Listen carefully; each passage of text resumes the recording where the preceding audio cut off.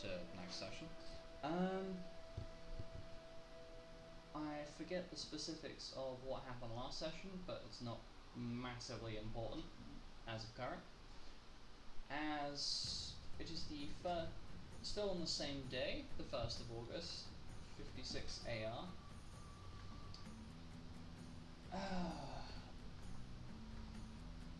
It is late in the evening. Party's just, I'd say the party's just finished having their dinner and are settling in for the evening. As the next, we'd say in a couple of days' time. So on the 3rd will be when you are going to do the Mughal expedition that the Guildmaster has signed you up for. Okay, so the party ends up after a little while returning back to their guild room, and Kay excuses herself for a while, heading out of the room to do some indeterminate task. What is the party doing?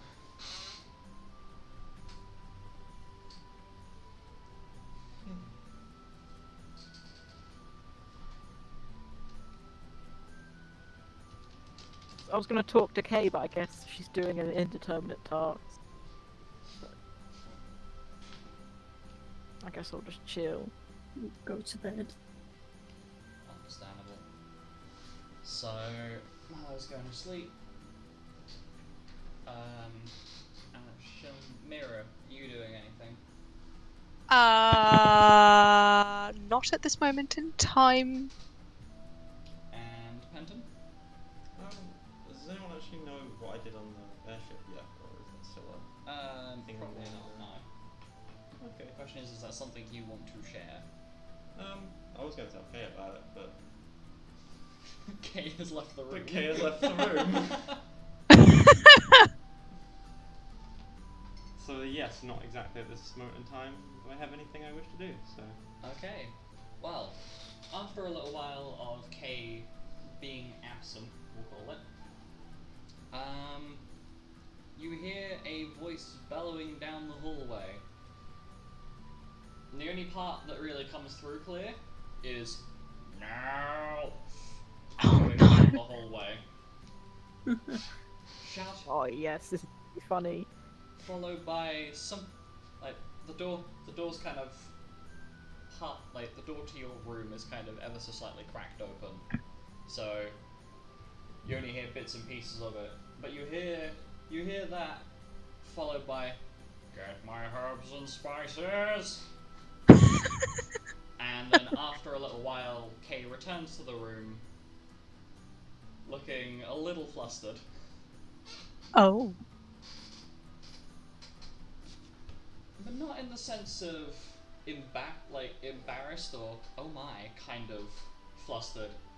Of oh my god, like I guess mild awkwardness is the best way I can describe it. She returns into the room and after a little while ends up heading to bed.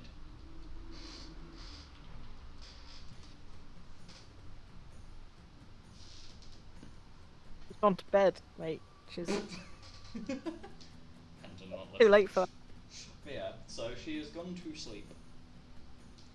Yeah. I'm presuming the rest of the party will be turning in for the night.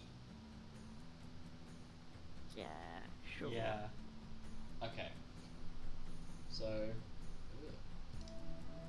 Being taskbar. Big taskbar. I can't do that. Yikes. So as you go to bed,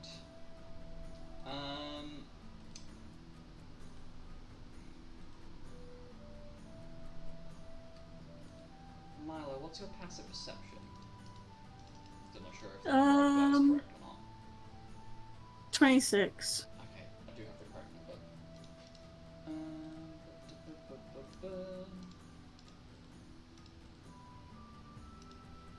Checking.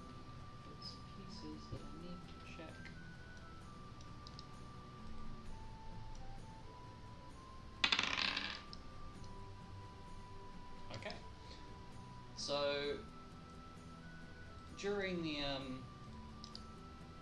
the night, you get woken up. Not like fully woken up, but you know, like when it's slightly too warm when you get woken up because your mouth's dry, sort of wake up. It's Yeah. like- and there's this kind of like tingling sensation, almost like a sharp feeling on your left hand, specifically on like the back of your hand. I turn my hand over and look at it. My left hand, obviously.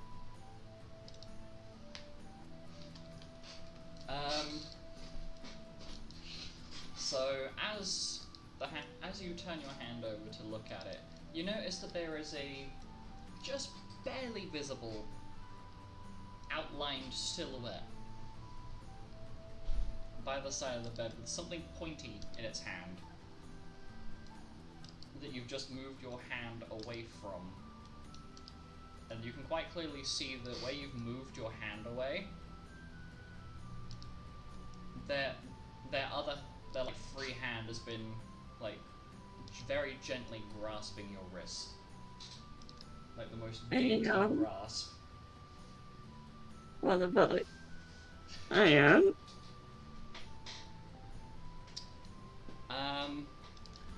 I'm awake. Hello? What the fuck? And as you start to wake up, you hear something vaguely along the lines of "oh shit," and the silhouetted figure immediately creeps from the room Oi! with an accelerated speed. Milo did just shout. Okay, so as you shout, you just hear this. I don't know whether it's gonna. Is this gonna be audible? You just hear this down the hall. I really hope that came through. Were you trying to make it sound like the door closing? The tapping noise. It sounded like you were banging a bottle. Fuck. I genuinely don't know what you were sound you were So you trying hear to a make. Like very- a thud. You hear a very quiet down the hall. It might. Okay, yeah, I didn't hear that one. Okay, that didn't come through, but it'll pick No. up. It'll pick up on the mic. I basically tried to tap on my desk to make a similar sound of footsteps on wood floorboards. Oh, okay. Your onomatopoeia is appreciated. You're welcome. So yeah, Milo's getting up and looking down the hall. so as you get up and look down the hall, there's nobody there. Are the doors locked, right? Yes, they do. I want to examine the lock. You take a look at the lock. Can you roll me an investigation check, please?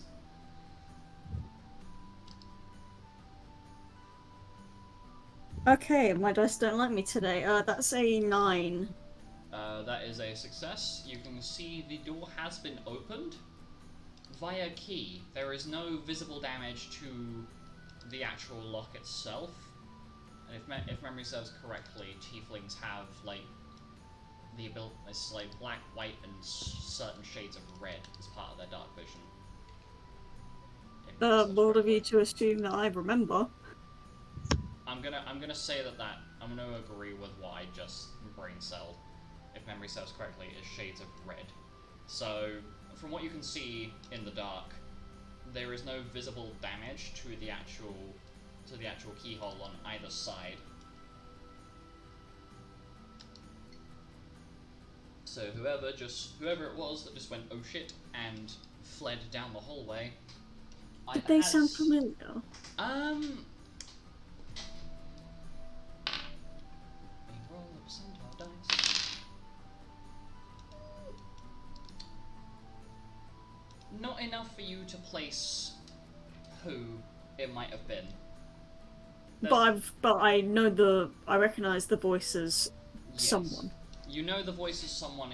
It is someone that you are, I guess, for lack of better wording, someone you're familiar with, but you can't place who it is. Acquainted. Yes, that'd be the correct word.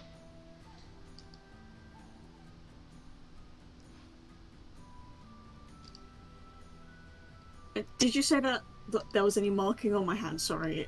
Yeah, so on the back of your hand, like, I'm gonna describe this as the Milo suddenly is remembering. Oh, right, my hand.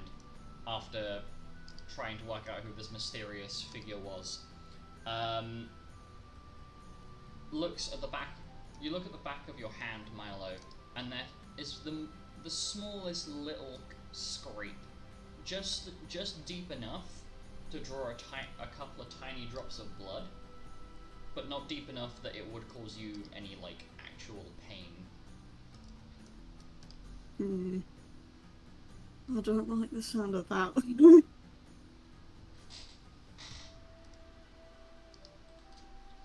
I'll inform someone in the morning. Actually, would there be anyone awake at the moment? You can scan the room if you so wish. I mean, in the guild, not my guild room. Oh, in the guild generally. Yeah. Potentially, I would say from what knowledge Milo has, wouldn't be aware of who specifically may be awake, but you would assume that somebody is awake at this time. Is the best way I can describe it. So I'm not going to go into the med bay just to complain about a scrape, but I'm going to lock the door, go to the med bay, and see, try and find someone there to maybe point me in the direction of someone.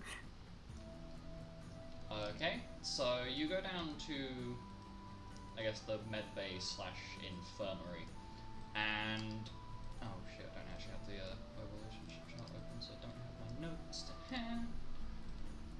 Because I have bits and pieces of details, but I don't have all of the details in one place. Oh come on, please, don't take fucking forever to load. No, I do not want to select Milo. I want to select this person.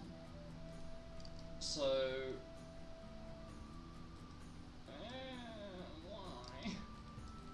why? Sorry, my brain is having a moment. Okay, so inside the room itself.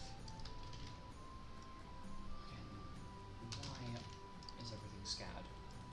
Because. There it is.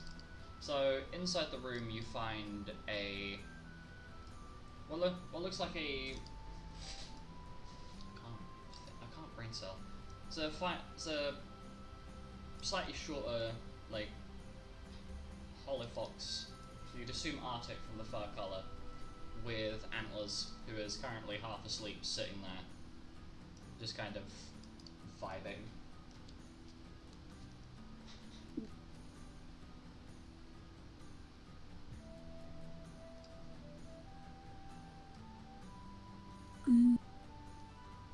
I'm sorry. Yes? Can I help you? I'm not sure. Well, it appears that someone using a key broke into our guild room. And, not sure exactly who's awake that I could go to. Because whoever it was, I don't know where they've gone. Well, that's unusual, because the front, all of the entrances to the guild are currently sealed, be it via lock and key, or magical warding, or... So, there shouldn't be anybody capable of getting into your room aside from one of your group or yourself. I don't know. Whoever got in had a key to our guild room, and I don't know what they were trying to do, but they've scraped my hand, the back of my hand. It's managed to draw blood, but I'm gonna be honest, I'm not entirely sure what their aim was, but...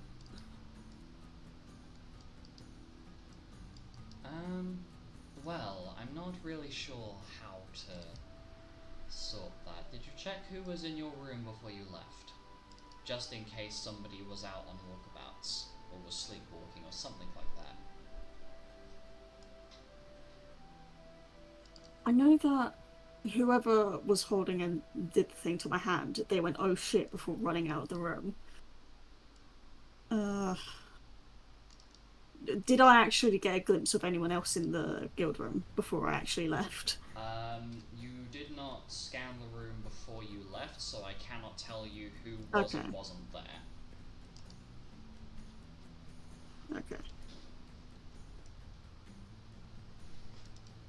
aside from obviously yourself and Fenrir, Yeah. because Fenrir is fucking massive. No, so the only person you're aware that is awake at this time of night in your room is you. Yeah. The only one that I'm aware of that's awake at the moment is just me, I'm afraid. That's from my guild room. The wife, the young white mage shrugs and kind of, you get his oh god, sorry, I feel like I'm gonna hiccup, but it's just, it was a hiccup that was really depressing. So the young white mage kind of flicks his hair a little bit, and his emerald green eyes kind of focus on your face. Well, you've come to the med bay at this time of evening, and the best thing I can really offer you is a simple cure spell to patch up the little scrape on your hand, and just let the guildmaster or the locksmith know about that in the morning. If you don't know who isn't in your room, I'm inclined to believe that maybe one of your fellow group members probably is just sleepwalking about. I'll ask if anyone woke up during the night. Also, it'll be fine. No need to use cure. Okay. Just wanted to find someone, because honestly, I have no idea who's awake at night. Oh, of course, it's perfectly fine. I'll let the guild locksmith know in the morning. Thank you. Well, soon. And the man nods at you. Are you heading back to your room now? I'm gonna head back to the room. Okay. So once you return to the room, what are you doing? I'm gonna scan the beds. That's the first thing that I'm gonna do. Is Okay. everyone in here?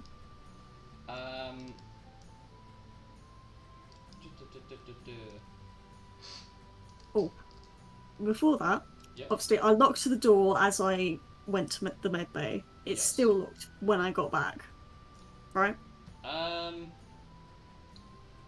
I'm gonna judge by the fact that you asked that after you entered the room, that you didn't check that this is not checking beforehand, just to clarify. So Milo would have just walked straight in.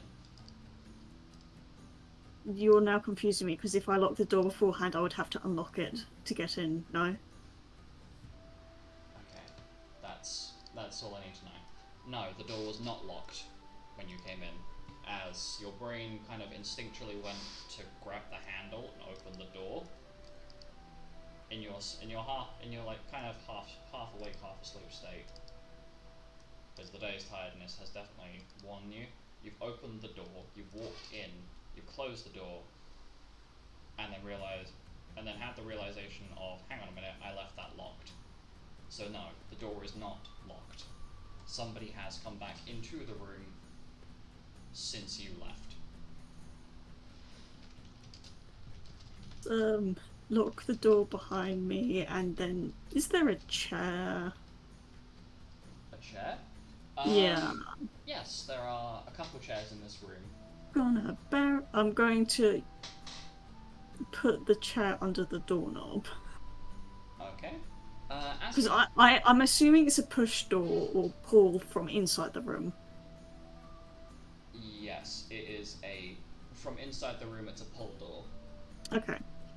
So you barricade the door using a chair. Past perception is 26, yep. Is this showing up? Yes, it is. So one of the things you notice as you've come back into the room is something at the end, something is like wafting from down the hall through.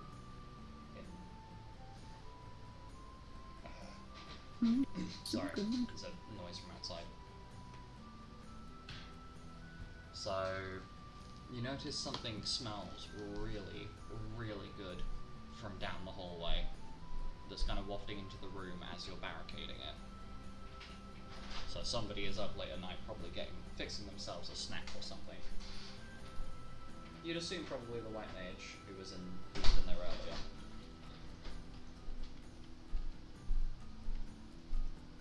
After you barricade the door, I'm assuming you are. Is everyone in bed? Yes, you were gonna check the room, weren't you? Sorry. Yeah.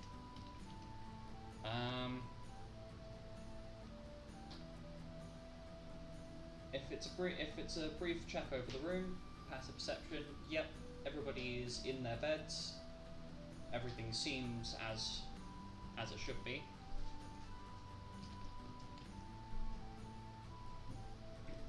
If you would like to take a more detailed checkup of everybody's beds, then you're welcome to.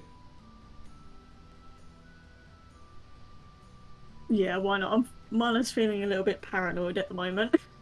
Okay, so just a heads up that for each person's bed that you want to individually check, I will make you roll a perception check for that. Okay, So if you have any suspects, probably best to go for them first. the first one's gonna be Alec. And that is I can't math. 33. So you kind of quietly move over to Alec's bed and check over, and the way his sheets have been positioned and just his general demeanor, he has definitely been sound asleep. Like a lot of the creases and folds in the bed sheet he's sleeping in have very clearly been kept that way for a while. So he has not moved. Suspect 1 is clear. Oh. Do I really want to do this for everyone? No, not really. Is Fenrir sleeping? Yes, however, you can wake him up if you so wish. Depends on how paranoid Milo is currently feeling. Since he technically doesn't need to sleep because he's comprised of solid magic, basically. The joys of being I'll wake up Fenrir. Okay, so you kind of very gently shake Fenrir. You know, I'm taking this sheet out from underneath me. I had a sheet covering my chair because my back was kind of swaying. It was gross. Anyway, now that I've fucking cooled off and I'm not melting. You very gently shake Fenrir awake. Sorry, Fenrir. Yeah, what's going on? What? Well, I got woken up by someone doing something with my hand. I'm just wondering, if do you smell any other person that has been in this room? Sorry. I am going to have Fenrir make a perception check. I'm going to make it with a just flat normal bonus because he is half asleep. So I'm going to have that counteract his bonus to that. That is a 37. So he looks at you, looks around the room, then looks back at you. Nah, nothing I've really smelled different, really. Alright. Thank you. You can go back to sleep. Sorry for waking you. Fenrir can't shrug, but you kind of get the general gist of it from the expression you're getting of if Fenrir could shrug, he would shrug at this point, and just pops his head back down on the floor. Are you going back to sleep, Milo? I'm going back to sleep, but I don't think it's going to be a very good sleep. Okay. So, you go to sleep and morning eventually rolls around. You feel a little bit restless when you wake up, Milo, but it seems as though everybody else is awake. However, you do notice, upon waking up, in your definitely alerted state, the that as you're scanning who isn't in the room as everybody else is waking up, that Kay is very clearly absent. The chair has been moved back to its normal place, but the door is still locked from what you can see, because there is a key left in the door on your side. Wait, what? I describe again. Kay is not present in this room. The chair that you used to barricade the door has been put back, and there is one of your keys currently in the door, as though somebody has left it there. Okay. You confused me by saying it was locked. Oh, sorry. I should have been a bit more clear with that. So the door seems to be locked because there is a key in it. So it's, I guess I'm making an assumption. Better way of wording it. So somebody has definitely closed the door, but it looks like it's just been locked again. Because there's a key in the fucking hole. On the how? A locked room mystery. The locked room mystery of the key being on the inside of the room rather than the outside. This makes perfect Yep. sense. Yep. Oh, God, Means I love baffling people.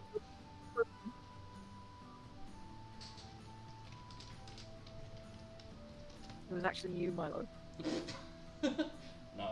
Yeah, I cut my own hand. You have a doppelganger as well. Great. No. I'm evil, but we I'm all not get that one. evil. Doppelgangers for everyone. And you get a doppelganger. And you get a doppelganger. No. So, Milo, what are you currently doing?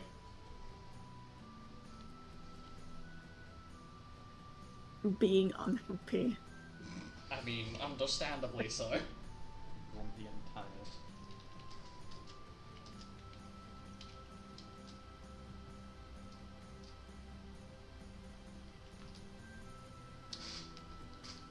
So, everybody else is awake and is kind of just vibing in this room. I'd say it's about 7 a.m. roughly.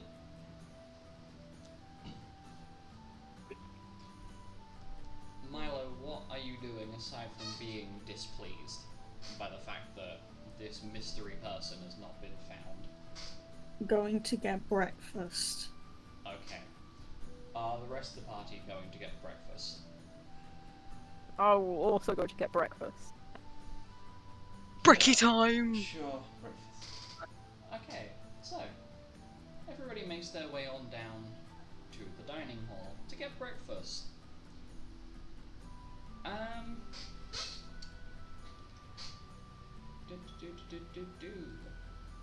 Of the lot of you. As you're walking into the dining hall, both Fenrir and Xanis immediately start sniffing the air upon walking into the room.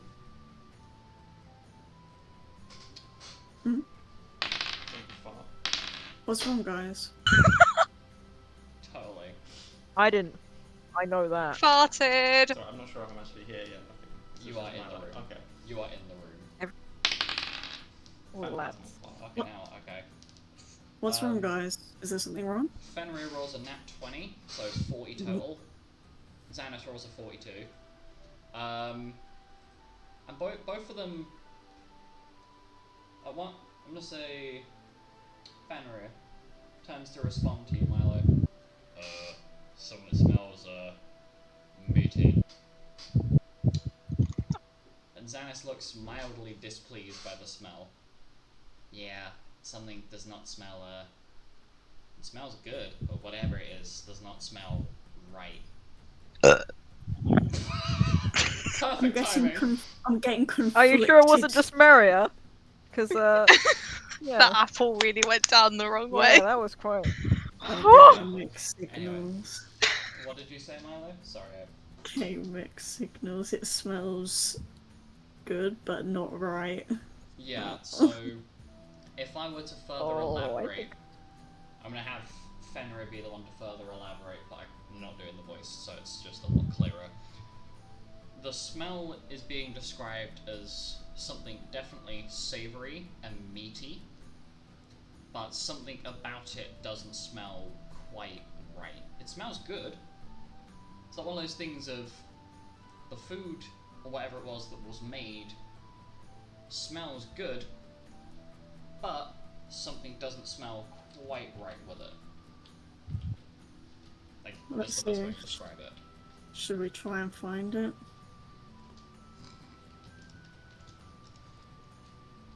Xanis looks over to you. Well, they've already made breakfast, so either, I don't know, maybe one of the ingredients they ended up trying to use went off, so they had to get rid of it, or somebody was up cooking late yesterday. Now that you mention it, I got woken up last night. I'm still sorry about that, Fenrir. Yeah. Well, first thing, I got woken up by someone holding my hand, well, my wrist, and having cut the back of it, which drew some blood. They left by saying, "Oh shit." The voice sounded familiar, but I can't put a name to it. I went to the med bay to try and find someone to talk to about it, because whoever had done this had a key to our room. And as I came back, there was this something smelled good. Xanis turns, almost does like a full, like, borderline, like, owl-esque head turn, of only just about tilting his body to turn his head back to you. I'm sorry, what? Yeah.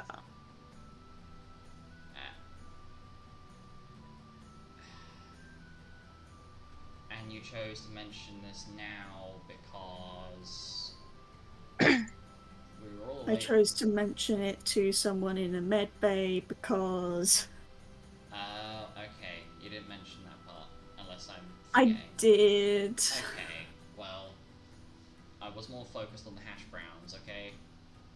Bear with me. Not fair, they're pretty good. And Xanis perks up the moment that Alex says that. I know, they're perfectly crispy and Anyway, Milo, we will find your mystery skimmer. Blood snatcher. We'll find your mystery pseudo vampire after Great. food. I want hash browns. I wonder where Kay went. Yeah, now that you mention it, Kay hasn't. I haven't seen her this morning. No. I'm worried about her. Jelda I pipes feel... up. I don't know. Jelda pipes up after you mention that, Alec. Well, now that you mention it, I haven't seen her this morning, but I do remember seeing her last night. I think she came back from the little lady's room, but she seemed a bit frustrated.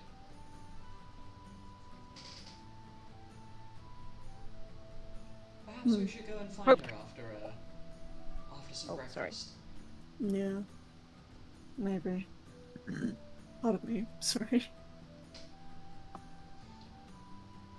Yeah, Yuzok think we should go find Kay after breakfast. Yuzok hungry. I could sending. If you want. Sure, I cast sending. Hey, Kay, the rest of us were wondering where you got to. We're at breakfast right now. Okay. Bye. Eat. The response you get is, I'm in places. I'll be up to breakfast shortly. Start without me. And that's it. He's in places. That's... But she'll be here, I guess, for breakfast, is what she said. Oh, that's incredibly suspicious. But... Do do do do. Yes, places. okay, I've visited them many times. I've been to places so many times. Places unknown. Alec, I'm guessing you're repeating what? Yeah, that's what I did. What? I repeated which Is it like word? said. Did you repeat it word for specific word? No. Okay. It's important to know. So, what are the party doing? Eating. Okay, Eating so breakfast. party goes. Well, Penton has gone over to the breakfast table already. Eating hash browns. Valid. Oh, we should have hash browns. Before Xana steals them all. Yeah, Xanis has already left this conversation. He's getting over there. Sausages. Sausage. Bacon and eggs. So it's a full-blown breakfast. There's like your typical like sausage, eggs, bacon, hash browns, various different bits of like monster meats. It's like things like leftover, like the last of like some behemoth steaks they've got. It seems like a lot of the extra like additions.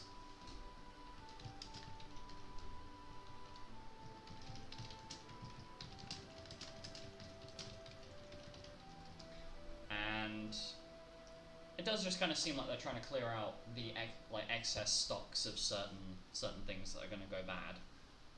As there's like a section of the section of like the food bar that's normally used that has a very large amalgamation of different dishes that might not seem very breakfasty, but eh. But no, so you have your breakfast. Are you having a conversation whilst eating? Is there anything that brains are putting together? So what places are we checking once we're done?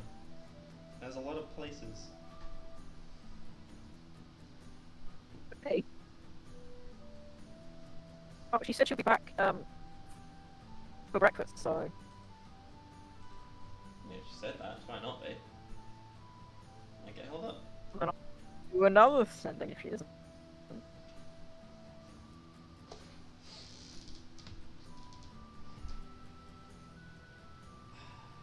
And I'd say a few minutes go by and like most people's plates have been cleared. And there is still no sign of Kay. See, I told you. Wait, it's not a good thing.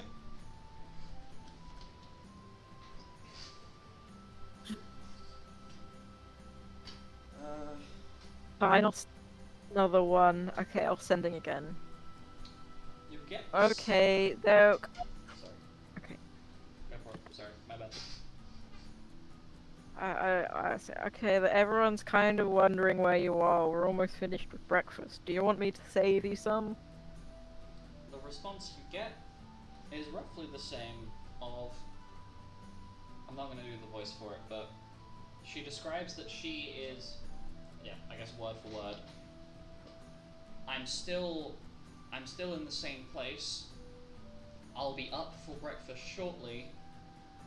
Bear with me. And then the response ends. Okay, I will say word for word what she said. What?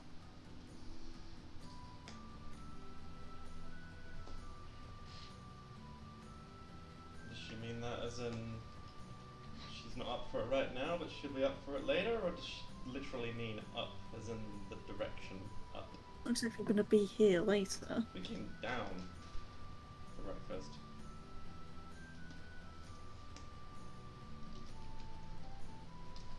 Or around breakfast. Why would someone want to be around breakfast though?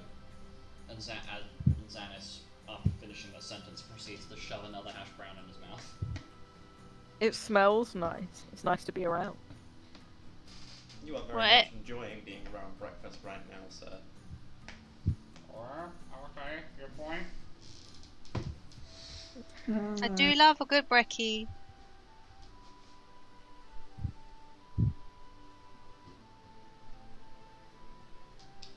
So, what are you planning to do?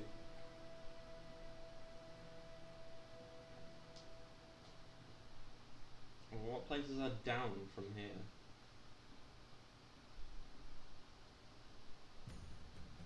Is it like an underground part of the guild? I forget. There's the dungeons.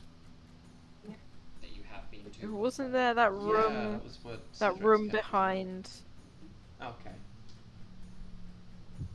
That was the top. So to just to expand on what you've just said, Penton. The section where Cedric was being held was next to a stairwell that led down into what you would describe as a dungeon-esque area. So you are familiar with the fact that this guild does have underground levels. For example, the hidden secret room that your group has been in, that's connected to Lucas's That's what I was office. about to bring up. Yeah. Elaboration done. Please continue. Well, I guess we check there then. Alright, I'm done with breakfast. Let's go look for Kay. Is it? I'm not allowed to go into the dungeon or something. Hmm? Was it something I'm not allowed to go into the dungeon because of Alistair? Yes. However, as of current, you know, you can go down there if you so wish.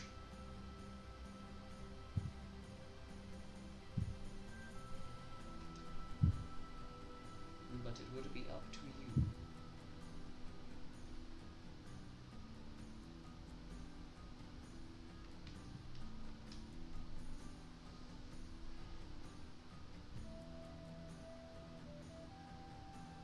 So, who is heading down to the dungeon area? I mean, I don't have any other plans today, so Thanks. let's go. I'll on an join the adventure, shall we? Peloton. Also going.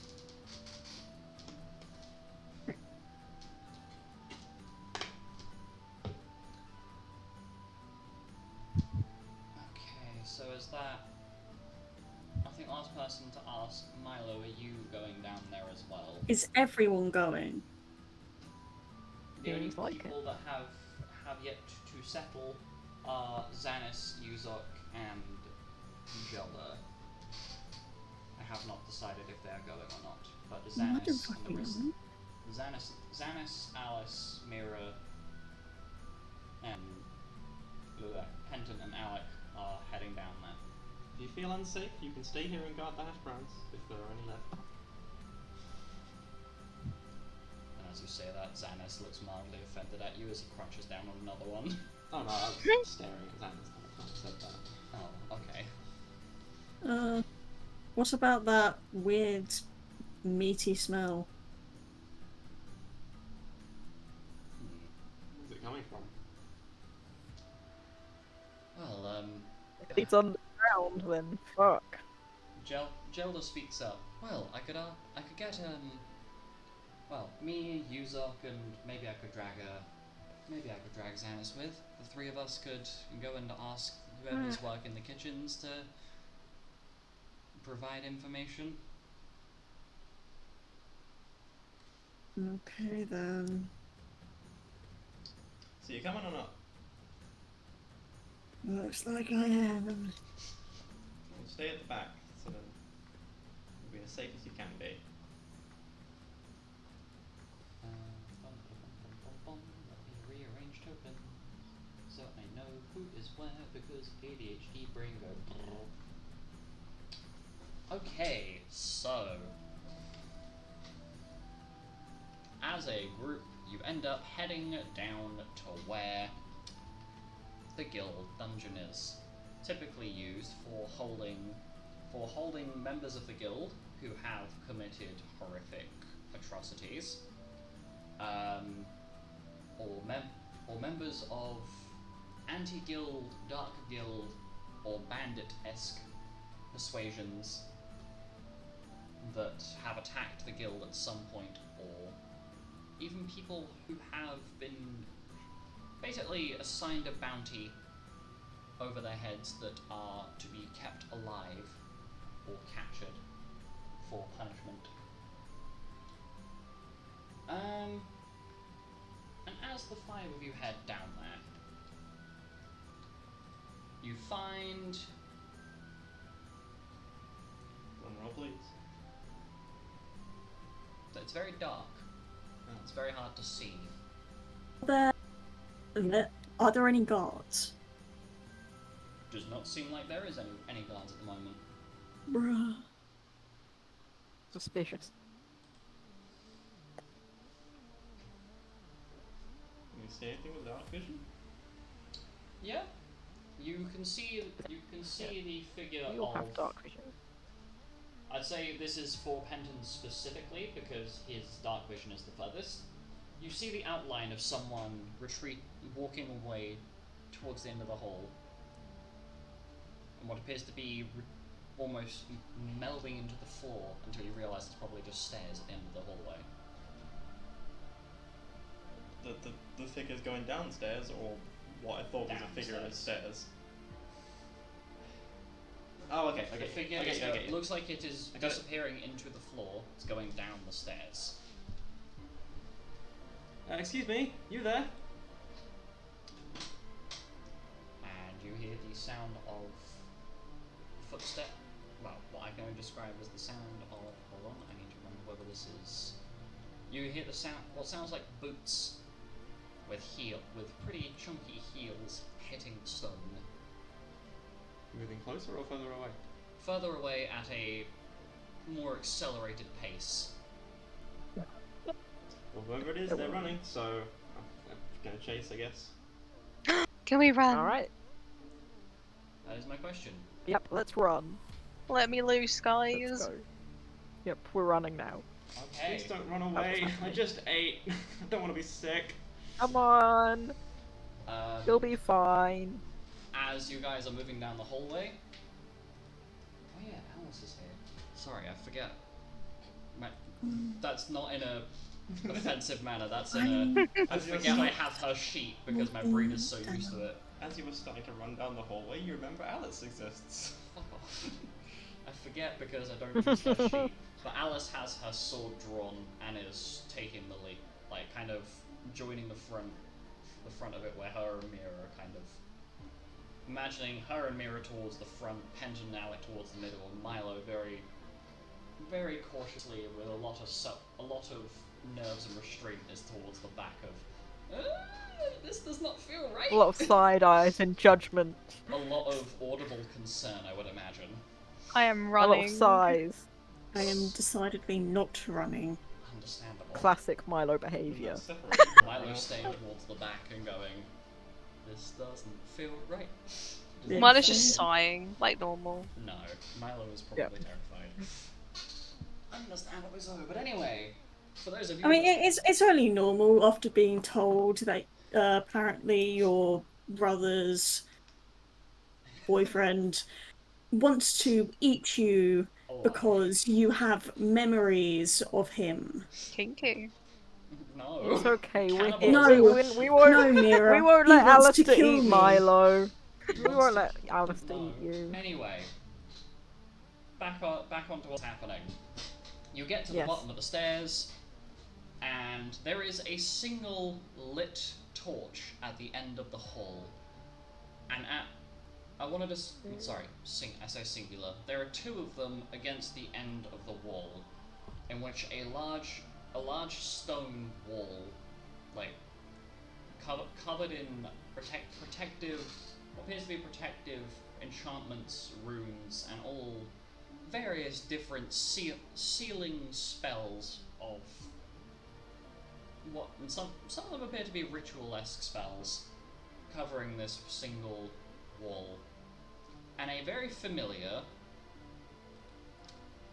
the very familiar outline of a of a say what's the I've got to get my number my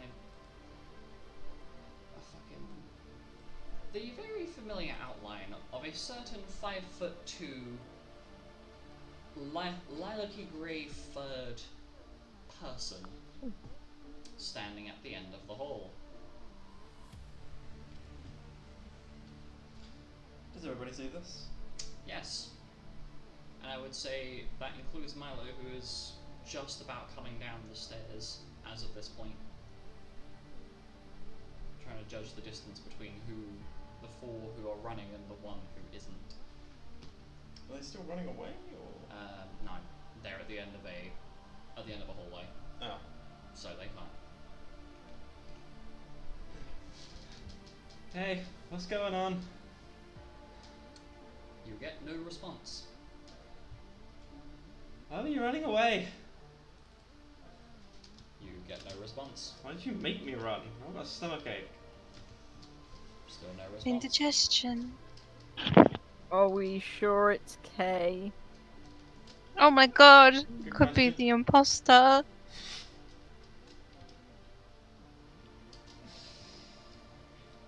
No. No. Do an insight check to see if it looks sus. Yes. You may. Yeah, me too. Insight check. A sus check. No. My insight is awful, but we will see. Social. Natural 20. Wow. I'm now aware of it's 23. Wow. Alec is now aware. Mira, what's your roll? Oh If shit. you're rolling. Yeah, what am I rolling? Insight. Insight. One sec. I'm such shit insight. 18. Okay. Anton? 25. Okay. I should probably do this one on us as well, because suspect thing is suspect. That is an 18. Milo, are you going to be rolling this as well? 25. 25. Okay, yep, definitely are.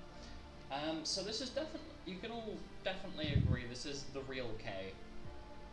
There is nothing off about her silhouette or her. My question is, are you approaching? I thought we were already approached. I would say you're about halfway down the hallway. No. As of the point where Alice and Mira would stop. Can I... Is she holding anything? Not that you can see. The indication of her silhouette, you can see her arms are kind of in front of her, so you can see like down to her elbows, and that's about it. Man, funny how to grab. Okay, I'm gonna take a step forward and judge her reaction. There is no reaction as you take a step forward. I'm gonna take another one. Okay, still no reaction. Another one. Still no reaction. Oh my god, she's not reacting, boys. I'm gonna be moving with Maria, Yeah, me just too. like slightly behind her, just to back her up. Okay, and we are advancing. so as you're advancing, Alice stays where she is, keeping at least somebody between what the very suspect thing at the end of the hall and Milo. So that at least there is somebody there to prevent A runner. a runner, yes. Or if Alistair is actually released by some means, keeping somebody who can at least hold off this bloodthirsty person from, ending Milo. But as you approach, you get within about 10-15 feet of Kay, Mm-hmm. and she takes a step forward, moving Oh. closer towards the door. Okay. Hmm? She's facing away from us. Then. Yes, she's still facing away from you. Okay, what's behind that door? You get no response. Oh, for fuck's sake.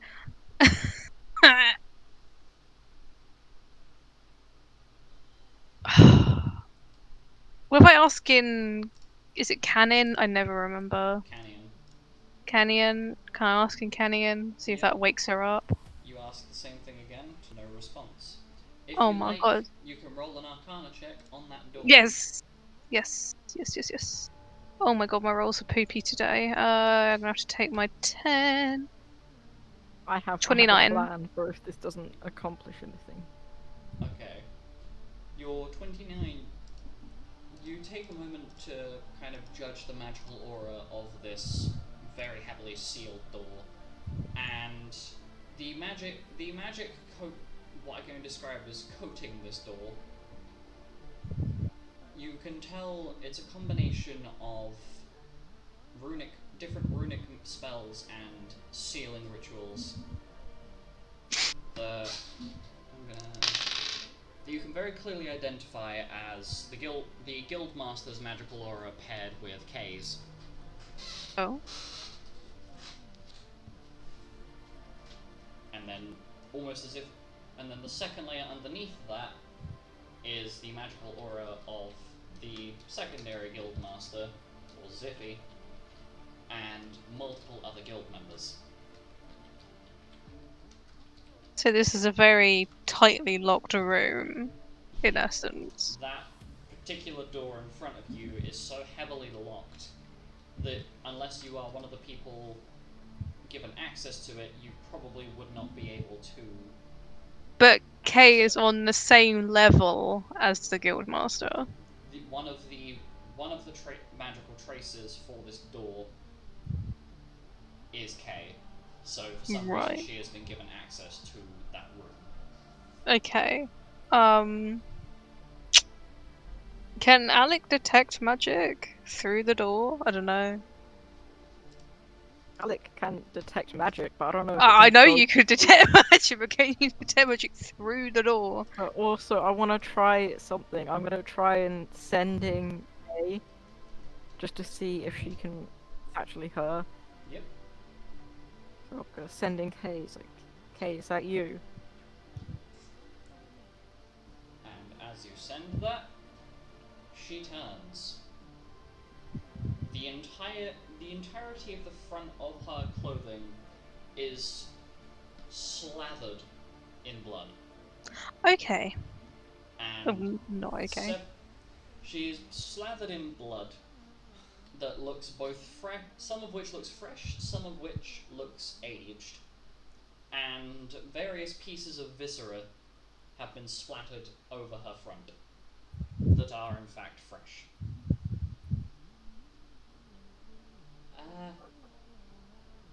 I told you I'd be up in a bit. Whose blood is that? What have you done? And why did you run? Because I'm a mess. I mean, look at my clothes. I haven't had the chance to clean up yet. Okay, but what are you cleaning up? Well, Yeah, that's the problem. blood, obviously. Yeah. Whose? Whomst? She goes very quiet.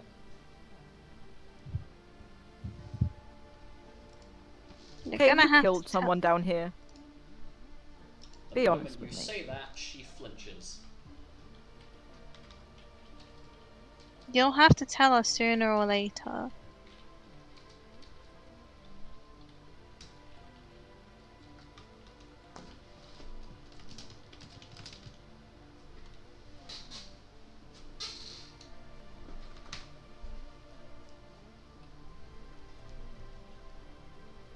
Okay, did you kill Alistair? And as you say that, there is a very clear shiver in her pose. This is a person who has been very strong-willed for the majority of her time around you, is currently trembling. That a Giving a pretty yes? clear yes. Oh You told me dear. on the ship that it's something that you had to do, both Mace and Alistair. So, Wait, what? Wait, you Oh, know sorry. about this? yes, I did. I didn't really see any reason to bring it up until now. didn't think it was happening that quickly.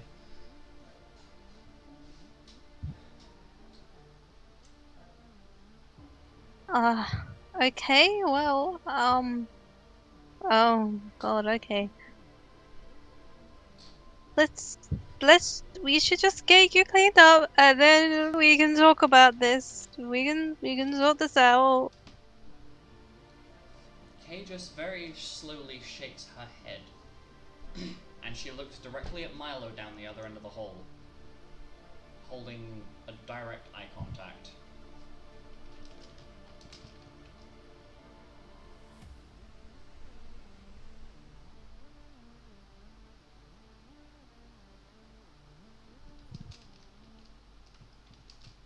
Hello?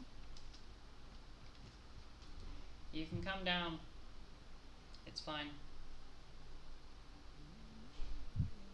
Milo walks over, but he's still not exactly happy. And as Milo approaches, she tosses a very cheaply made dagger onto the floor. Well, call me a villain if you want, but I have resolved the problem.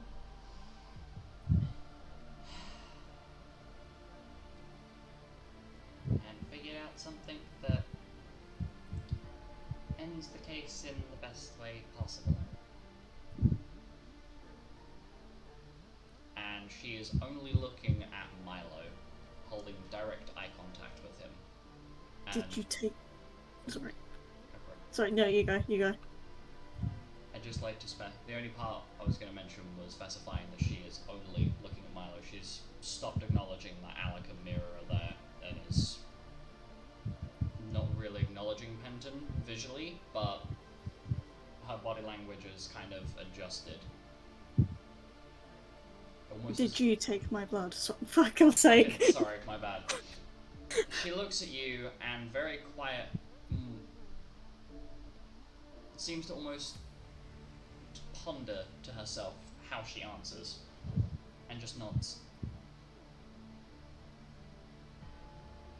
What do you need Milo's blood for? Well, you can't exactly lure someone into an appropriate place without the appropriate trap. And from her robes, she pulls out a gnarled red gemstone that has a very powerful necromantic aura to it, and tosses it at Milo's feet. Milo takes it. He doesn't crush it. You do realise I'm incredibly disappointed in you. Yeah, you're incredibly disappointed in a lot of people. It was only a matter of time before it happened with me. And the only reason why I'm so fucking furious is that you did it whilst I was asleep. How dare you? Milo leaves. Understandable. As Milo leaves, your perception is just about high enough that you hear the word phylactery, and then you've moved too far out of range to be heard, or to hear what is being said. However, for those of you that are still there, you've heard Kay call out that what Milo was just given, what was tossed in front of him, is the phylactery for Alistair.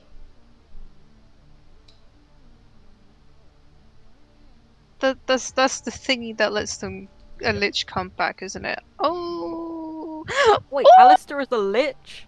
Huh? Necromancy.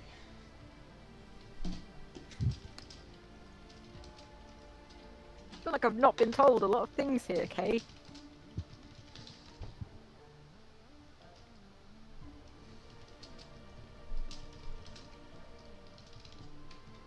Penton will, I guess, turn to Kay and just ask, how are you feeling?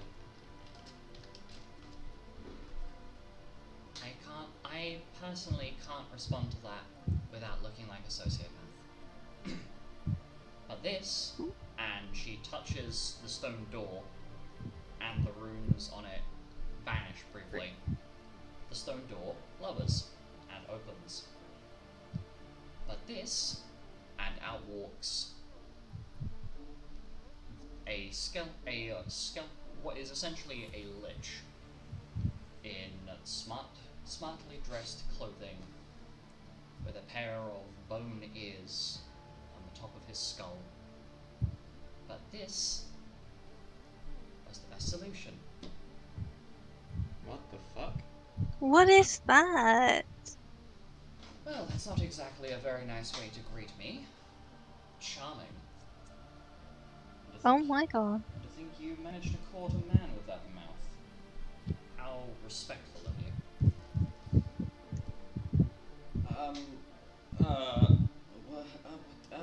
Huh? Alistair?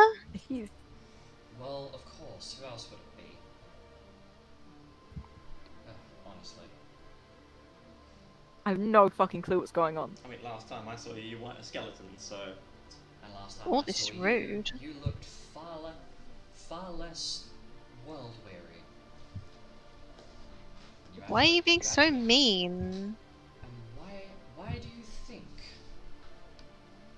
Madam, I am a skeletal man. I am nowhere near as positively good looking as I was before. I look like somebody decided to drag a font across a piece of paper and call it done, rather than, keeping the pen on the paper, they've written it shorthand. What, so you, just because you think you can't get laid anymore is why you're being an ass? Mira, chill. Oh, I'm sorry, Mira.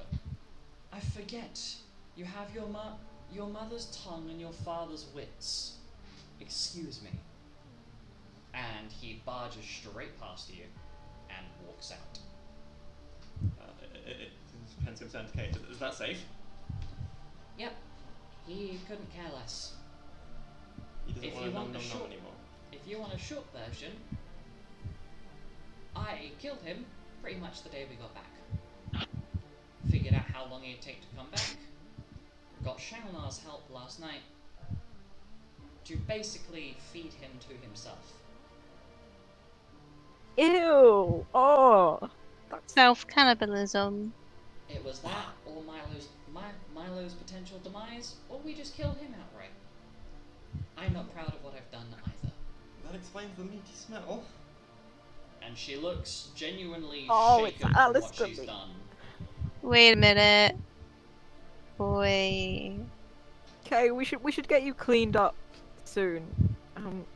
You're not injured, are you? She just watches off in the distance. Well, I'm fine. I'm surprised that either of you are actually, still talking to me after the thing I've just done. Well, I don't get I- why you did it, but I'm sure you had a reason. Because I Yeah. didn't want I Alistair to trust die. you, but yeah. I found Yeah. a way. I guess She sighs. I found a way to resolve the situation where Alistair doesn't die, we don't have to lose Milo, and we're not having to keep a potential bloodline member trapped inside the guild. yeah, that sounds good. I just wish I didn't find out by finding you in a dungeon covered in blood. I Well, think. I Speaking told of you which, not can we to get out of come here? down. I told you not to come down. I will be up in a minute. But no. That's true. nobody My listens to bad. Kay. You And said not come down. she storms off Everyone past else you, will be. Oh, sorry, Kay. leaving the three of you downstairs. Milo, where are you? Guild room. Still holding the gemstone? It's in my bag. Okay. And what are you currently doing?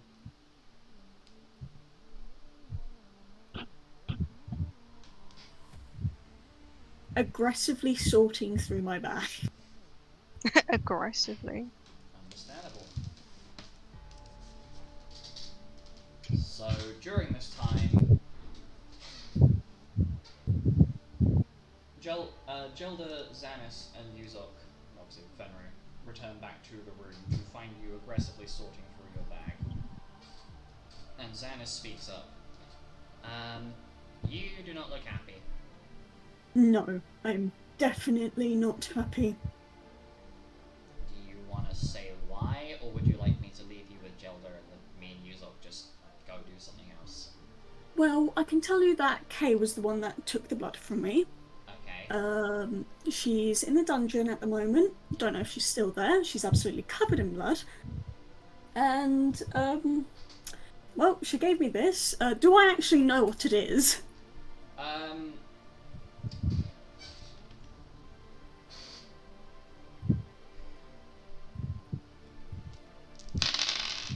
Yes. It was because you mentioned heard- earlier that you said the word phylactery. Yeah, Yeah. she I only shouted heard the word phylactery. phylactery. I would assume that you would have an understanding of what the item you have in your bag is, because of its previously mentioned importance, I suppose. I know that it's a phylactery, and the only person that I can think of it belonging to at the moment is Alistair.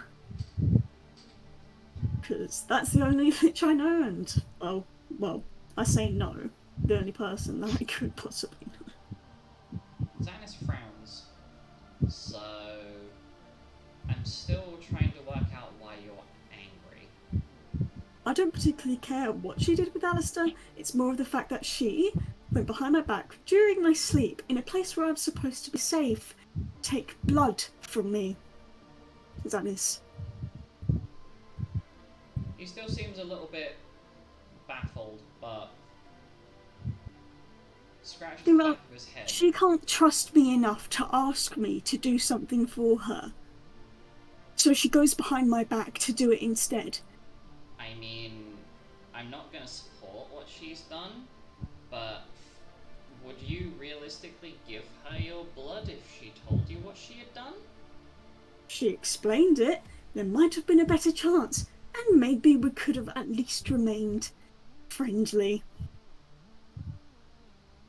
Xanis shrugs. Well, I don't really know what to say there. I can understand why you're angry, but have you... Xanis rubs his temples. Right. But if she's done something this way I'm looking at it, if she's done something that major, that she needed to do something that might have upset you, regardless of whether you would have agreed or not,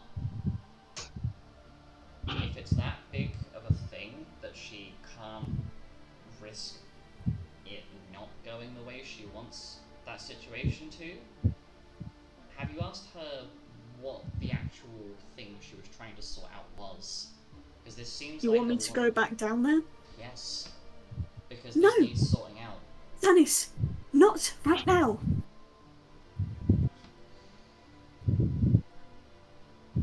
Okay, I will leave you to be angry. I am going to go and find out what's happening, because I'm not having another occurrence where our group drifts apart the same way that our group drifted when King Jasper was about. Now, if you'll excuse me, I'm going to leave you with Gelda and Yuzok.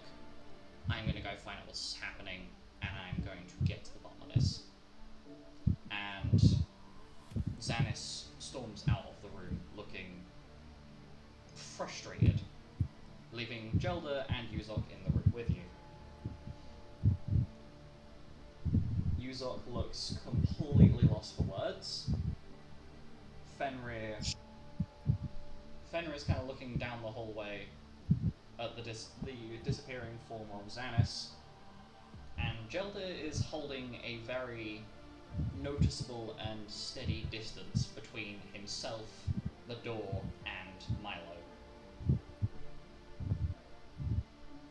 In the meantime, down in the hallway, party are making their way back. The rest of the group are making their way back up. Alice is keeping a very, very firm distance away from Kay in this situation. And Kay is mostly wordless. So, he hates me now.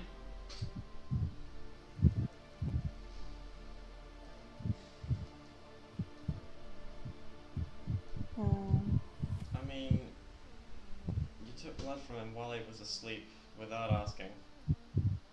So, it's a Okay. pretty big invasion of personal space and privacy and... Okay, and what would I have done if... What would have happened if I had gone and asked, been told no, and then Alistair had somehow managed to escape?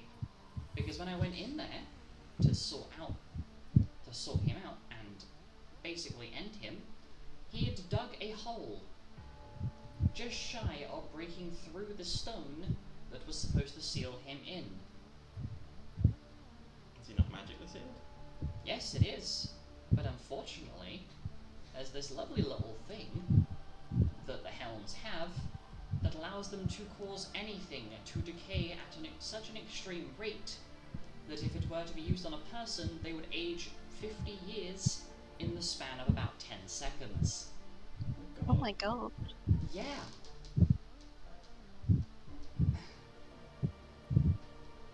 Well, you did what you felt you had to do, but I know, I'm it's always going to upset Milo. Well, I'm sure this is going to be a fun thing to deal with. And she heads off to the bathhouse to sort herself out.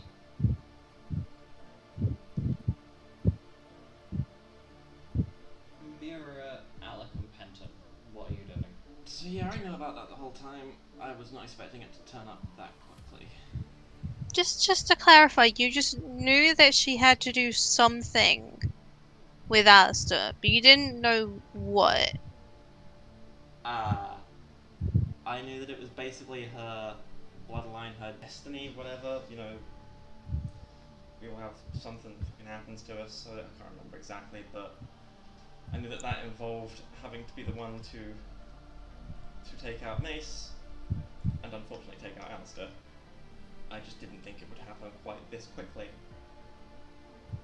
But And it didn't feel like the kind of thing that I should immediately tell everyone, because it would cause a lot of chaos. I guess I get it. I knew something was going on with her. Yeah, she's been disappearing a lot. But also, what the fuck? A skeleton just walked past me. Yeah, I guess that asshole's gonna be the new Alistair. I imagine if he's come to his senses and he's been pissing off Lucas this much, then he's probably not going to be here for very long. Hopefully. No, he's not. And behind you is the What? Guildmaster, Oh, hi! who has Hello, just did you spotted- know about this? Yes, I did. Unfortunately, Fuck. I didn't think it would happen so soon. That's what I said. Yes. Sorry. It seems that's a common theory. Let me guess, your entire group is now in shambles again. Seems No, like- we're fine. We're alright with each other. Everyone Okay, else is your group is in falling shambles. apart. Right. Us Milo three. seems We're lividly cool. angry, but Yeah. everyone else seems okay. He seems Traumatized. distant. Traumatized, really. Well, I mean, she did just have to go and kill somebody that she'd had previous positive connections with at one point. She's just had to betray one of the people that she believes that she could confide in the most to try and bring a somewhat positive ending to trying to make sure that you still have Alistair around. I'm only justifying this because I think you do have a point. I mean, I don't think many of us, if any of us, would have been able to do anything better. And in the end, it's not like it was a bad outcome. If she didn't do it, it could have been a lot worse. Well, unfortunately, the idea of getting rid of him in the first place was not supported by most of the people involved. But that now means that he is not a valid bloodline member either. Because obviously Oh, bloodline damn. is attached to the blood. What does he not have anymore? Blood. Blood. No, I can laugh at that. It's not funny. I don't really know what to say here. I'm just worried if he's going to keep acting like that. He's going to be banished. And I'm not just talking about banished from this guild. I am going to be purposefully banishing him from this plane entirely. To where? Never you mind where, Nero. And you get a genuine growl of hostility thrown your direction at the end of this. Before Lupus remembers who he's talking to. Right. Your group, you are still going on that mission tomorrow. I don't care what I need to do, but if you three, and I'm assuming the only problem here is between Kay, Milo, but I will bring those two into my office in a bit when both of them have had a bit to cool off. For now, don't add to the situation. And Lupus strides away. Meanwhile, back in the guild room, Milo, I'm assuming you're still very aggressively sorting out your bag.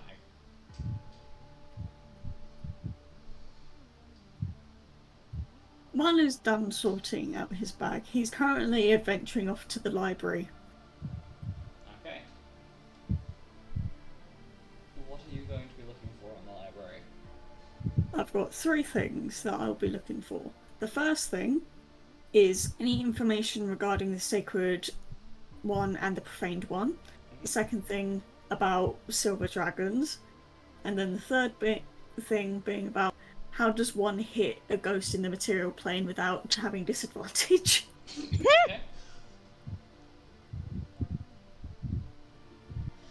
So, whilst you are on your way there, you end up walking past Kay in fresh robes, who says nothing as she walks past you, very clearly knowing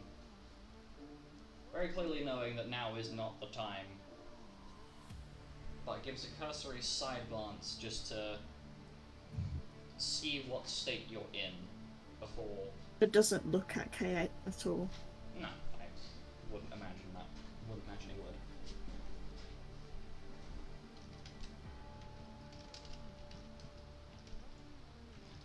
Okay.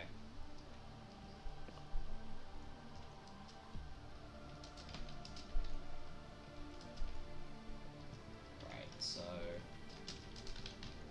as you start doing your research, I will come back to you in a second with some odds and sods that you can pin down.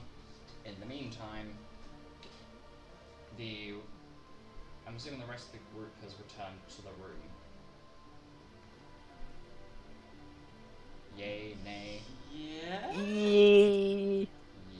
yee. Yee. Okay. I'm staying with Maria, my Yeah, no- bestie. High my five. now #1 bestie. Hey! We're part of group fuck Alice. Wow. Wow. Anyway, okay. Kay ends up returning to the room and is putting things in her bag, but stays very quiet.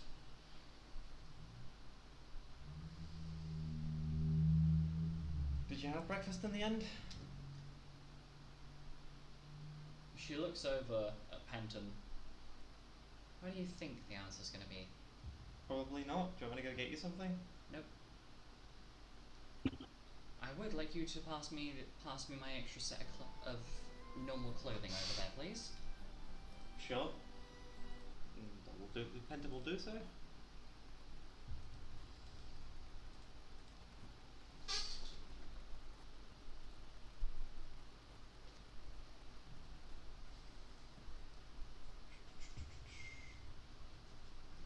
And she takes them from you.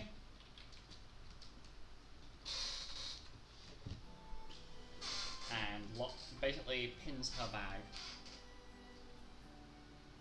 And then leaves the room with a book and some writing implements. And ignores the rest of the party as she leaves.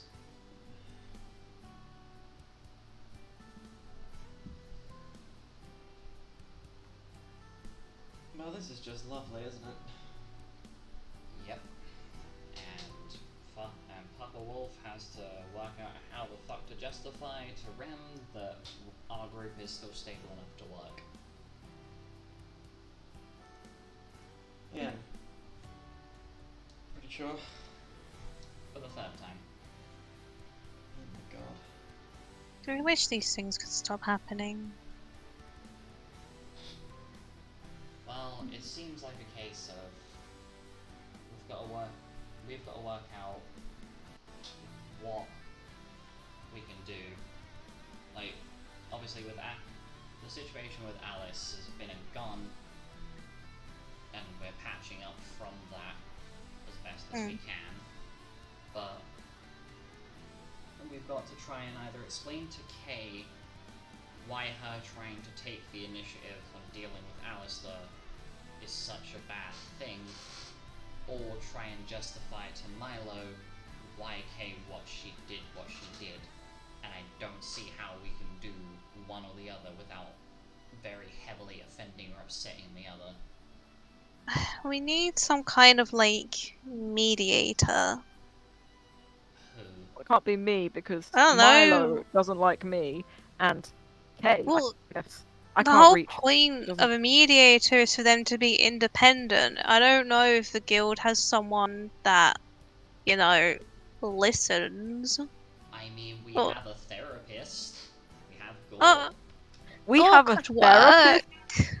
What? Yeah, Gort would work, I think. Or at the very least, he could give some calming techniques. Bro, I need some fucking therapy. We have Yeah, to- Alec, didn't we know know we had- that. So I we didn't have know to we had work a out how to get them therapist. both into the room Well, Gort can just Doesn't go carry without them. trickery.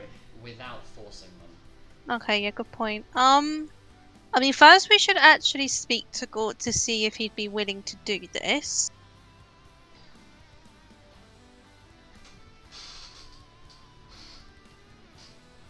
Where is Gort? Well, I can go and sort this out and ask him. Can we go now? Are we all going? Oh, we're all go. Yeah, let's all go. Let's I go haven't talk to spoken to Gort. Gort since he dragged my half-bleeding carcass to the gates of his guild. Wow, he's kind of To seen what? all of you then. It was Gort that found me. So see. I'm gonna say you're talking as you're walking, Yes. Yep. and you find Gort. I'm just grabbing his token. I'd like to say, Oh. by the way, that it's Penton, Xanis, Mira, and Alec.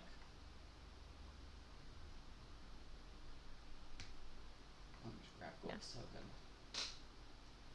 Not a necessity, but I want it. It's funny. Because it's funny to Funny enough. Gort's pretty token. to put in the Beautiful face. bonk. Has it been updated or is it still the old one? It is the updated one.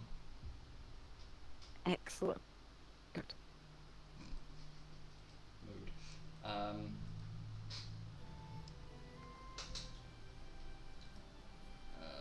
Right. So you approach Gore. Well, hello there. I can help you out. We would like to inquire into your therapy work. What have you broken now? Well, I haven't broken anything, but I've Kay broken- kind of broke Milo's self-esteem and faith in her. So we were thinking if you could be our mediator. It's always your group, innit? Right, get them Yeah. both here and I'll sort it out. Yeah, problem. How do we get them both here? Well, I'm not forcing them into my therapy room. You either sort this out as your group, or you bring them up here. I ain't sorting this out for you, sunshine. Yeah, thank you. And Gort looks very irritable before going back into the office he had just walked out of.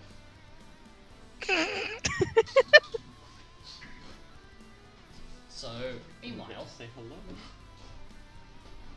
whilst Milo, your studies have yielded you some interesting bits of information.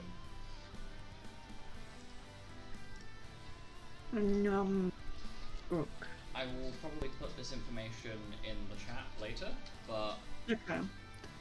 Keep the profaned and sacred one just in our chat. yeah, I will do. But you do find a few odds and sods about the sacred one and the profaned one, but nothing too cohesive that seems like it will be a reliable source. You do, however, find that silver dragons typically tend to be of a good alignment, be it lawful or neutral. They are the embodiment of holy. If a red dragon is fire, a silver dragon is holy. They tend to carry a lot of white mage and white magic related spells. And depending on how strong they are, they do have some degree of resistance against physical attacks. However, there are a few important things that you do notice. In this book, you can definitely tell where the Guildmaster has written some of these notes. Because it mentions the older silver dragons having the ability to paralyze their foes. Trying to use spells on them. Trying to use one or two spells on them is not an easy thing to do, as they are very good at handling magic, although it doesn't entirely specify clearly what it means. It lists off 2 or 3 blue magic spells that can be picked up or learnt from them. And the part that really takes your interest is where it mentions that people who seem to be aligned towards a good or evil nature have a lot more struggles than those who are neutral. And it's got a bunch of theories as to why, but no specific explanation. I will put this in my little notes thing later, Yeah. so you can Okay. look through it. But how is Milo feeling right now? Distant? If that makes sense. Yeah, that makes sense. So, you're approached by Gelder, who keeps his distance from you, enough that were you two in a hypothetical scenario lash outwards, he would be out of your reach. Is now a bad time? No. What is it? Am I safe to come and sit down next to you? Milo looks offended. Gelder holds a very stern expression. Yes. Okay. And he sits he doesn't sit next to you, he sits the opposite side of the table from you. How do I word this so that I don't sound like I'm taking a side? Have you actually spoken to Kay yet? I've only just calmed down, so no. Okay. Would you be willing to speak to her? I don't know.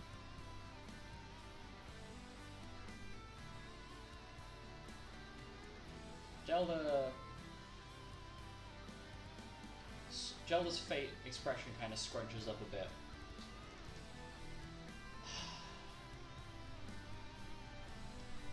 Do you want her gone? And he gives you a very straightforward and almost piercing expression. Do you mean gone from the group? Yes. I don't care.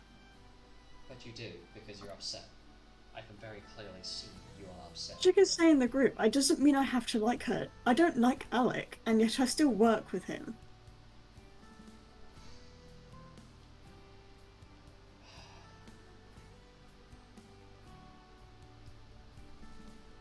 Gelda takes a moment to really contemplate what he was about to say.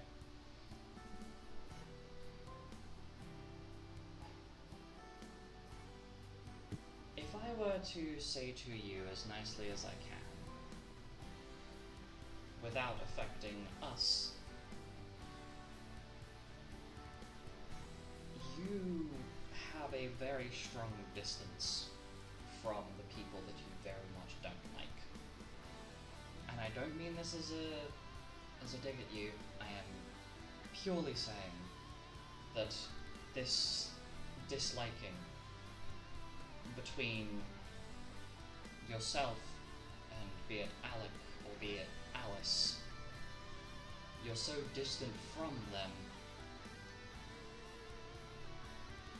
With Alec, I can understand it because your biology sets you against each other, and the whole, I don't understand it, but the whole infernal war as a whole. Your despising of Alice every time you see her, I notice that your entire being kind of, you adjust as though you're about to prepare yourself to have to fight. Maybe that's just me over-perceiving. But I don't think this is something that you're going to move past without confronting her about it.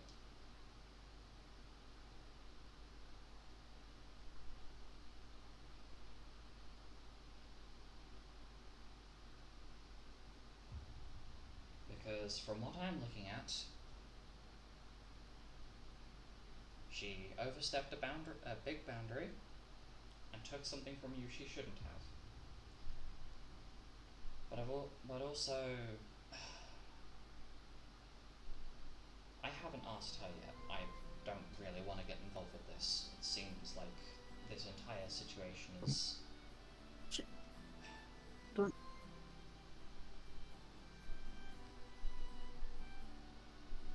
Gelda's struggling to find the right wording. Sorry, I'm back. Okay. Gelda's very much struggling to find the wording to explain how he feels about the situation to Milo without justifying either side. And takes a moment to kind of mentally compile what he wants to say.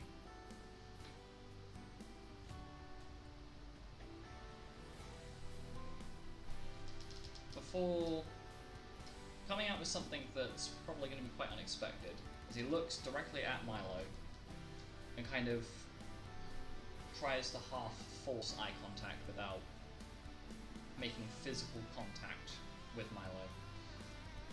If this situation weren't Kay, if it was me, would you hate me? Like you're seeming to want to start hating Kay from your current position.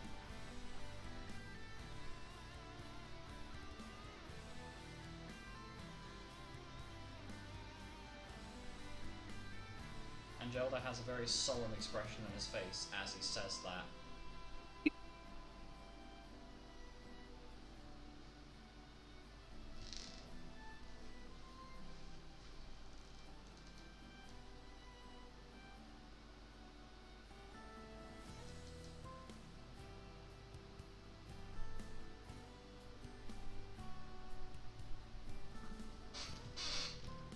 No, I'm just trying to think, Mira.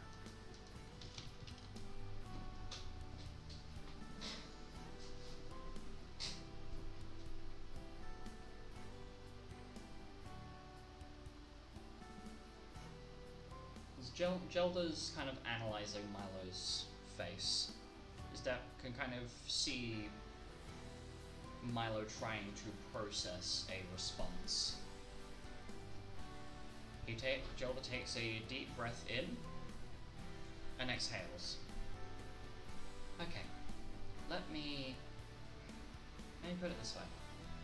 So you're not struggling to, I guess, work out what to do here.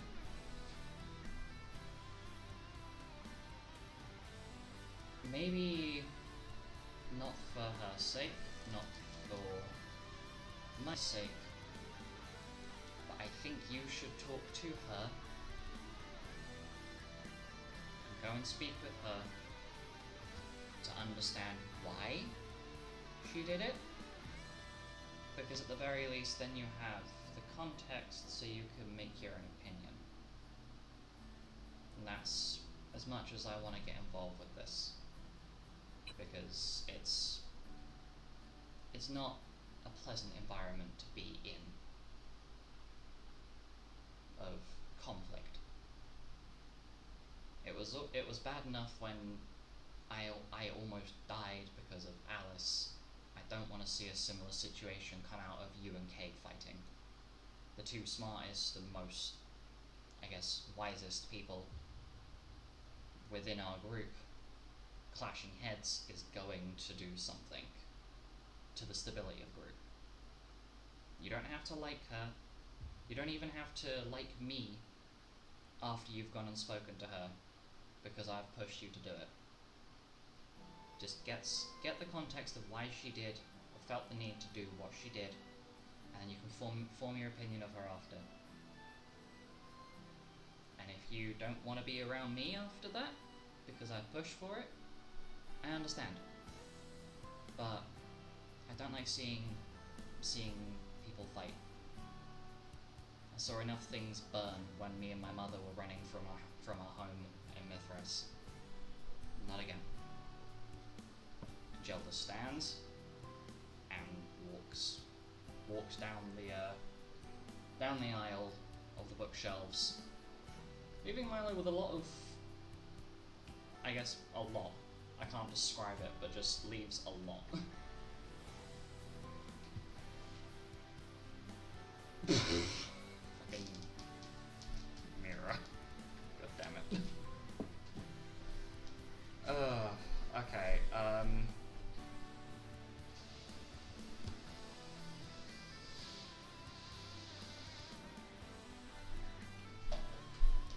going back to the rest of the group whilst I let Milo kind of process, I guess, because that was a lot.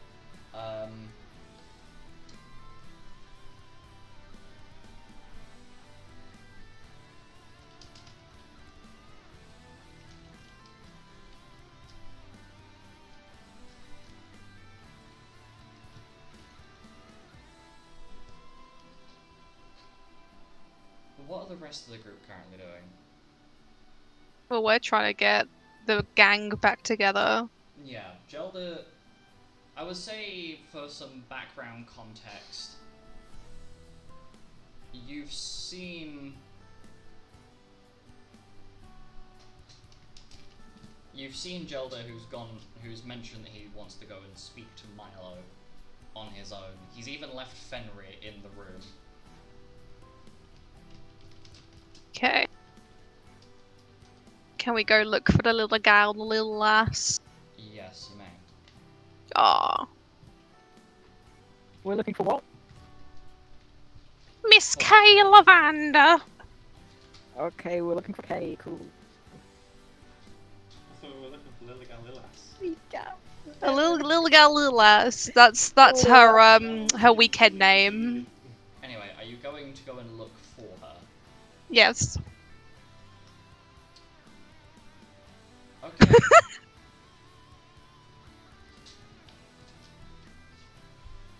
So you go to find Kay, who is sitting under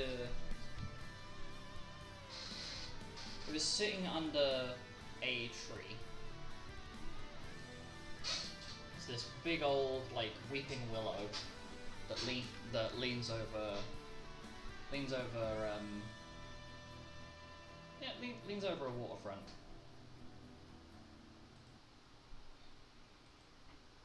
Who has gone to go find her? Me. Me and Maria and anyone else. Penta? Yeah. Okay. It's just the three of you. Mm-hmm. Xanis has elected to basically stay in the room.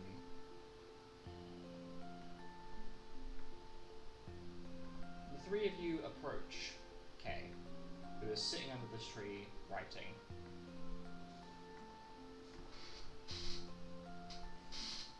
Hi, Kay. She looks up and then looks back down at what she's writing. What are you writing? Why do you want to know? I'm gonna look at Penton. What are you looking at me for? Because you're like a soothsayer. Oh, hey, it's nice to see you not covered in blood now. How are you feeling? Not great. And she looks at Alec. Yeah. Not great.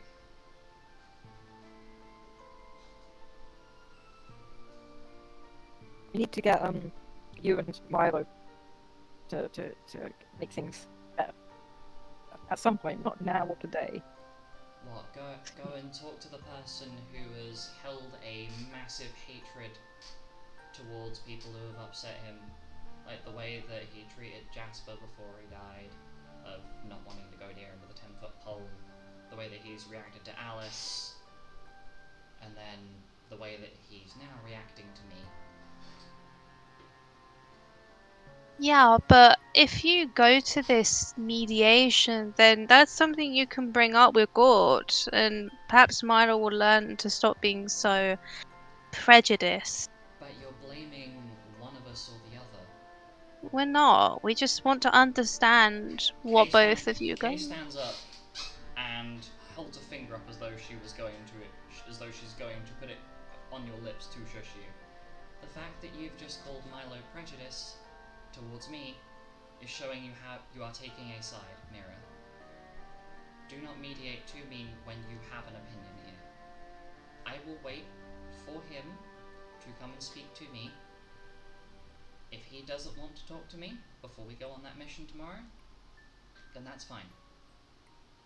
I will ask the guild master to see if there is another person who can fit my role, and we'll play swapsies. If it's a situation where we can't work together. And she has a very firm tone to her voice. Like she is not pulling any punches.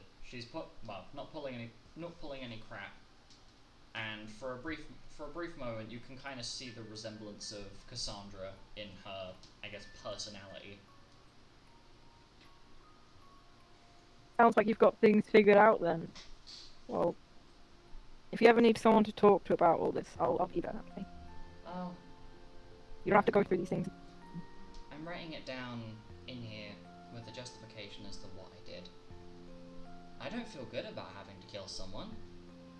I mean, I did it to try and protect the person in hope of trying to protect the person who now doesn't want to talk to me, who is currently still holding onto the phylactery of the person that would have ended his life.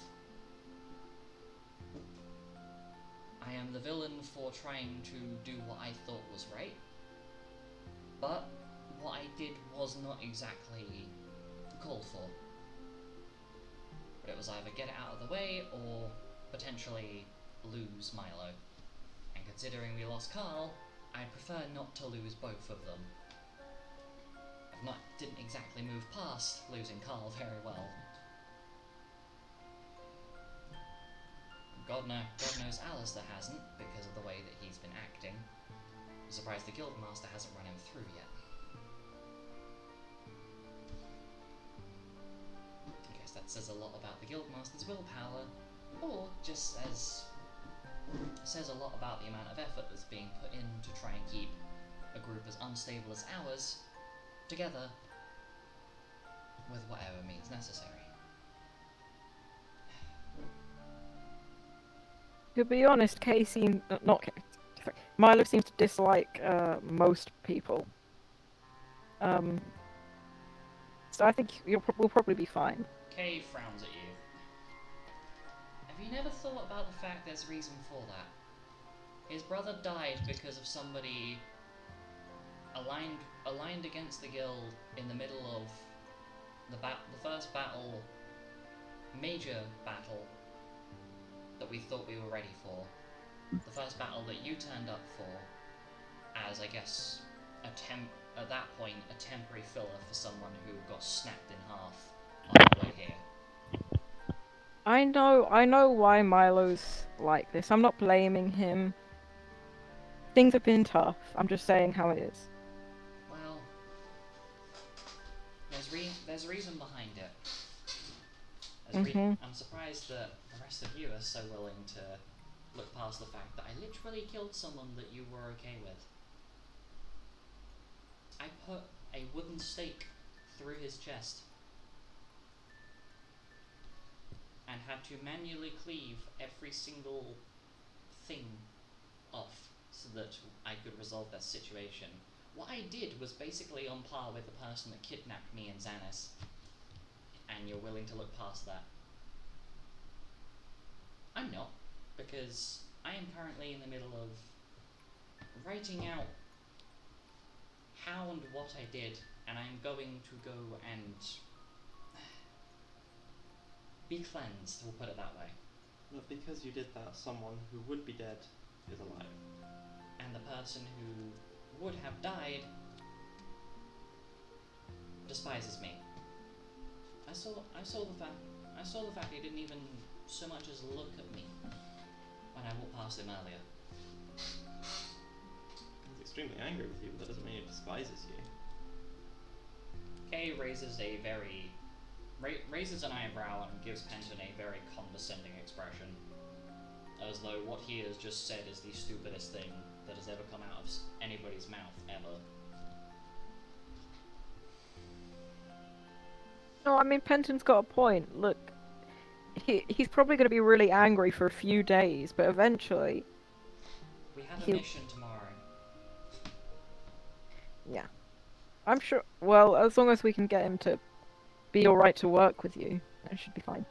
It's not a case of working with me, though. That's not what I'm worried about. That's not what I'm holding out on. Well, we plan to call both yourself and Milo to a meeting with the guild therapist to try and do something to hash this out. So, if Milo was to come, would you also come? Sure. Just seems like another party that another person that's gotten involved that doesn't need to be involved when it's between me and somebody else. For sure. But it's like you said, all of us are biased in it, but Court is maybe less so. Hey, be independent. So what I'm hearing is you don't think me and Milo can work it out between the two of us. Well, as you've been saying, it's a we time think it would thing. help. Yeah, so we think it would help. It's not that you're incapable of working Plus, it out. It's he just... could give some advice to help these things not happen in the future, or at least ways to work it out on our own, because this does keep kind of happening. Okay, shrugs, sits back down, and continues writing. Well, when you sort out what you need to sort out, just let me know, I guess. Now, if you wouldn't mind. Okay, Thanks for we'll being be. open-minded. Yeah. And then we leave. Okay. Let's go.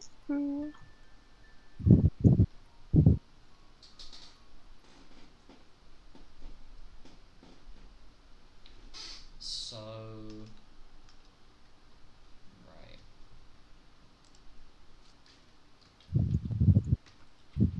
Go and find Milo, maybe.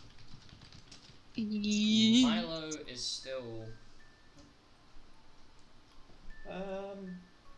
There's not going to be an interaction or anything, but I'm going to have Benton stay behind and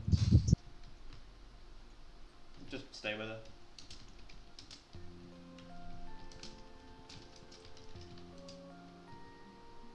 Okay, me and Mary are gonna find Oh Milo. my god. We can play punch tag.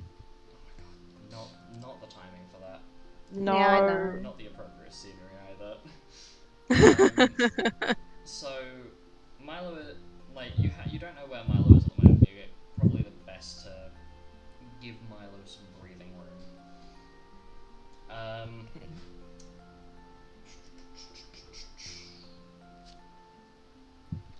I've got star tokens, so Penton stay with Kay. So as you're making your way from the little grove area that Kay's kind of hunkered up at, you find two things on your way back. One, that Alice, Xanis, and Yuzok are all sitting in this little area by the lakeside that runs through Landfar, fishing, and you kind of end up moving past, like, kind of strolling past them and letting them, kind of leaving them to it, because you spot Gelda a bit further out of the town, kind of standing about in the fields, looking at this large circular portal-esque thing that is swirling in front of him, with Fenrir kind of sat next to him. The two of them are looking at the portal itself.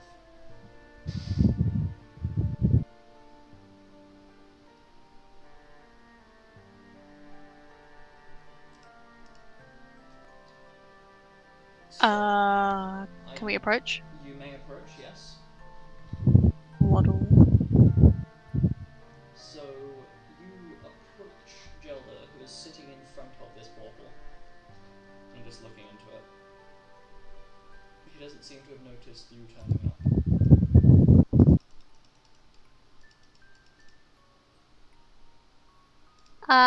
Hi, Gelda. Oh, hello. Did you find Milo? Yep, I found Milo. You don't sound very happy about it. What happened? It was a very one-sided conversation. I think I overwhelmed him a bit, but I essentially put me and him on the line of telling him he needs to needs to go and talk to Kay, and I've kind of pushed for him to go and do it to such a point where I've said to him, if he is upset about me pushing him so far to go and work things out with Kay, and he blames me for that he doesn't have to deal with me anymore. Oh. And I'm also thinking about Mother. I miss her.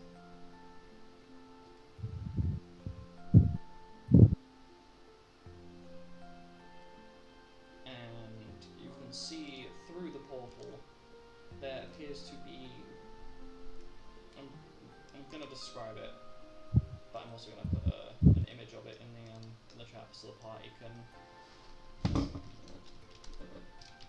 Imagine. Yes. So it's this kind of cloud-like serpentine dragon thing made of mist. Is it? Okay, I didn't copy it. Wasn't Ooh. kind of floating about. That is that's Mother's avatar, or what used to be her avatar anyway. You mean like how Fenrir is yours? Yes. My mother was a bit unique in that her avatar manifested as something that you wouldn't normally be able to access. It's a being known as the Mist Dragon. It's a very powerful, holy spirit.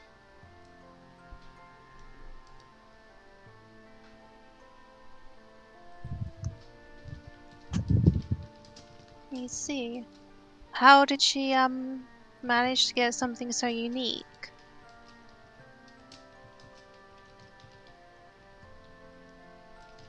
She has she had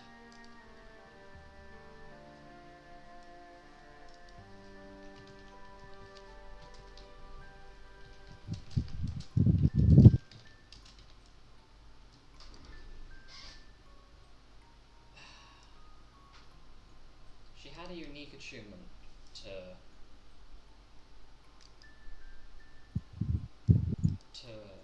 her magic, the same way that I do. In the if my avatar dies, it causes me pain similar to a headache. But you notice that when I temporarily perished, Fenrir was still present.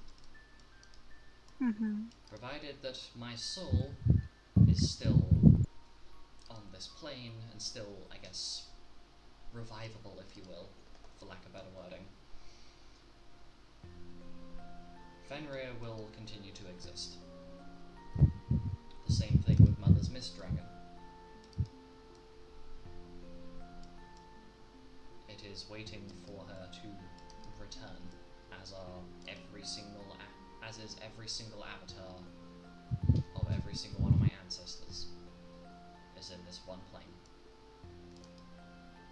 And they take on part of the soul from the summoner. Say I should die, but there conveniently happens to be a descendant of my family tree that I'm not aware of at the moment.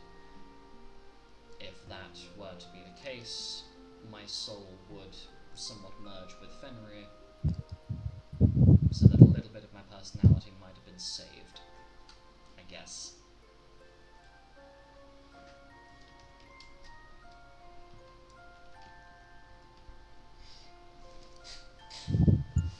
I see.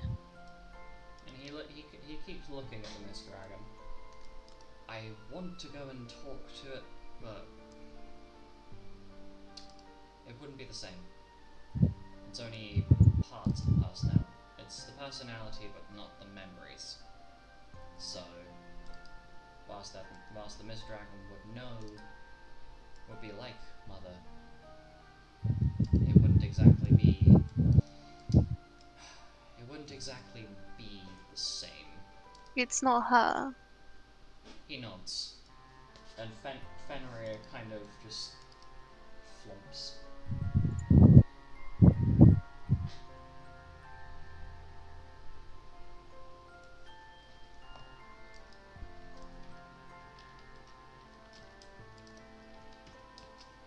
I guess I can see why you would still find comfort in seeing her. Kinda. Well, it's only a recent loss, but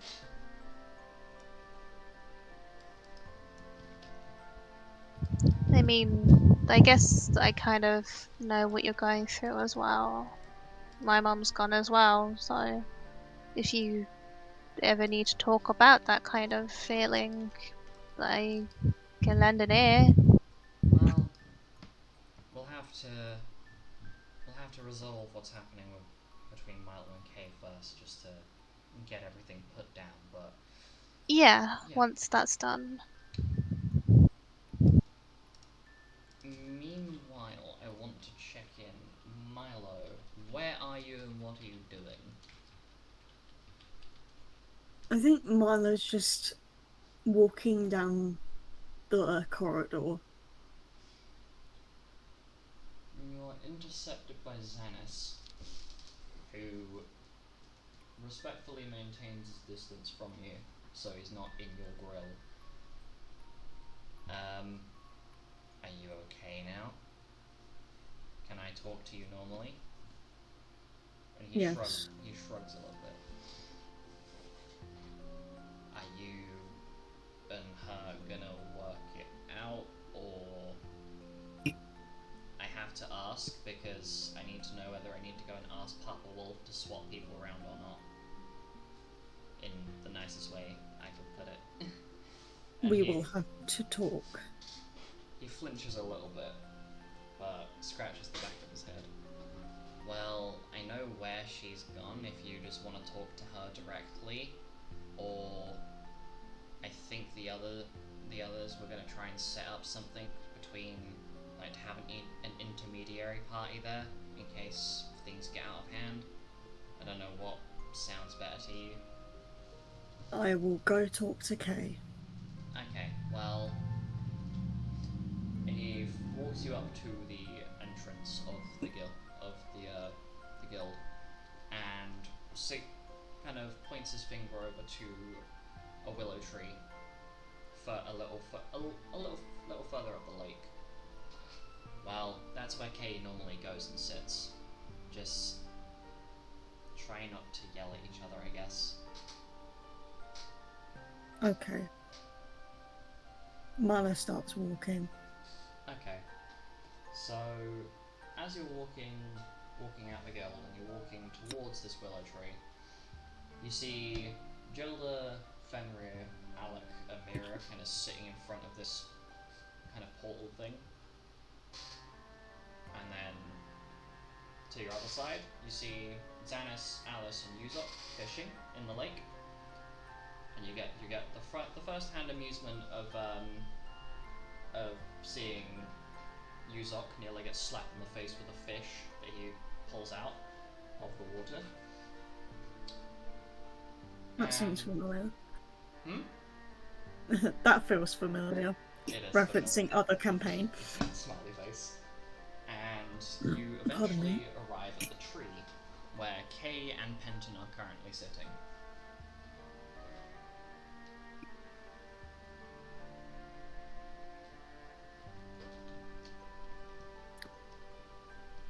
Hello.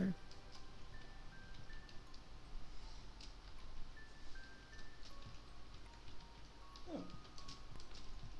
Hello there. Didn't think you'd be around so soon. I like to surprise people. Kay looks up and kind of flinches a little in surprise, but recomposes herself.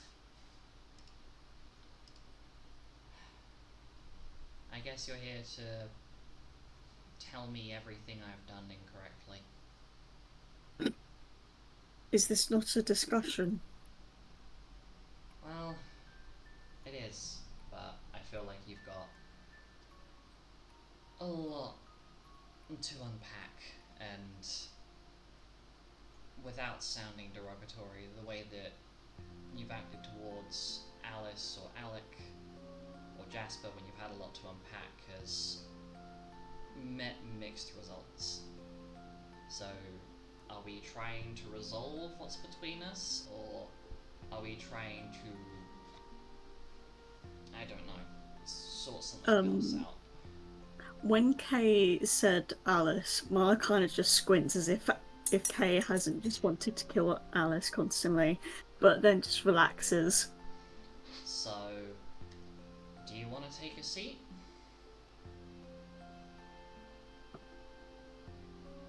Fine. Milo doesn't take a seat. He sits at a distance and facing Kay. Kay seems a little unsurprised by the distance, but shrugs. Well, I guess we'll start off with number 1 on the agenda.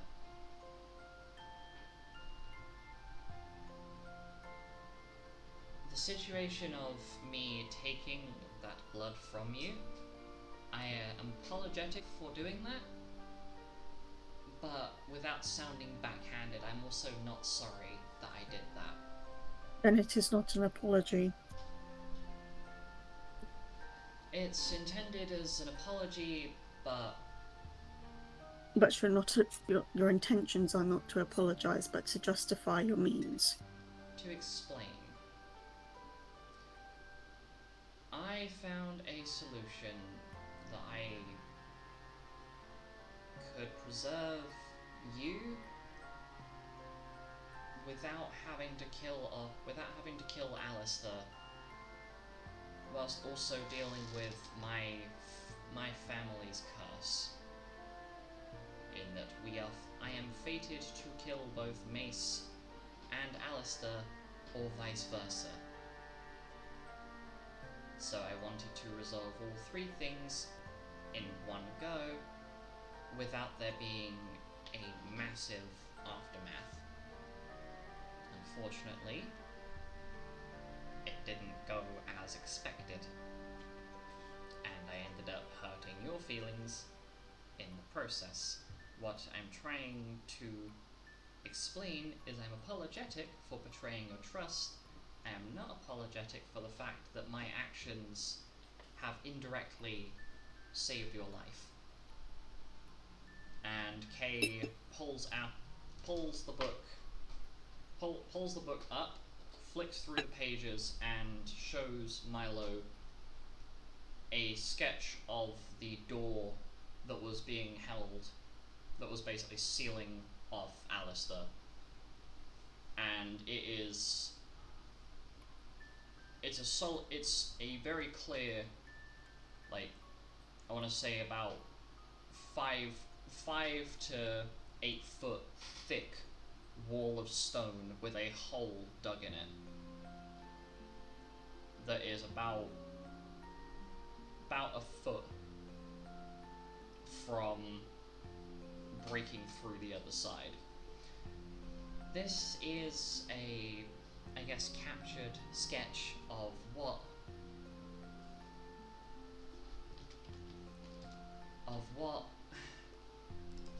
the inside of that chamber was like.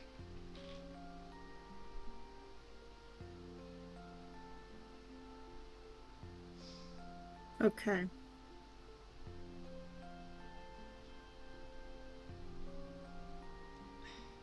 If you would like me to leave,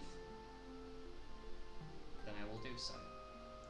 But I want to be clear that I did what I did because there was no other option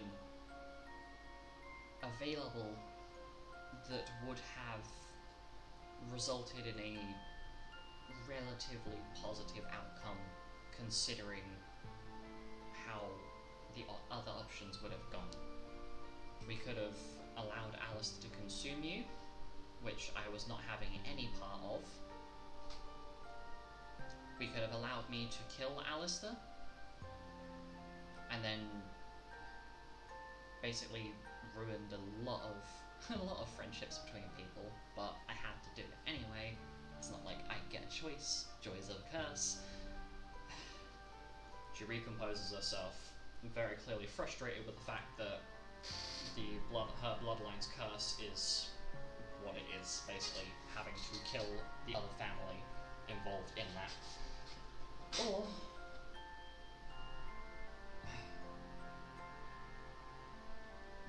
I don't know, some other method that would have resulted in a very strong negative outcome. Because I know that you and Alistair had a mutual bond over the fact that not only did you lose Carl, but you both loved Carl and cared for him. I was hoping via some means to preserve that without having to end his life and potentially break one of the few bonds that you had left here, considering that most other people haven't exactly given you reason to trust them. I am no exception to that. I do not understand your reasoning as to why you wouldn't kill Alistair. I do not trust him anymore. I didn't Even know. though I once thought him as a brother, considering he was dating Carl. After I found out he ate all of the chocobos that Carl had trained for us, and probably would have done so to Rosemary, and sequentially would have consumed me just to gain memories of Carl. I can't exactly trust a man that would do that, no. You assume that I would know this. It sounds... sorry. That sounds a lot more hostile than I meant it to. But you don't exactly talk much about how you feel about particular people in front of us. It's all focused on Gelda, which I understand, and I'm very much the hypocrite because I do the same thing. And she proceeds to do something that seems very strange to you, Milo. Grabs hold of her hair and pulls it off. And you see her actual hair as you realise that what she has just tossed in front of you is a wig of her hair. Underneath, the sides of her hair are very clearly pulled out. And it's trimmed quite short. I'll put it that way.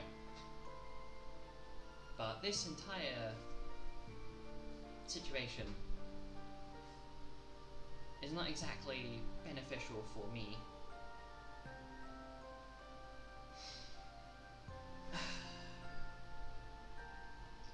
I'll put it this way. I don't say much about what's happening to me.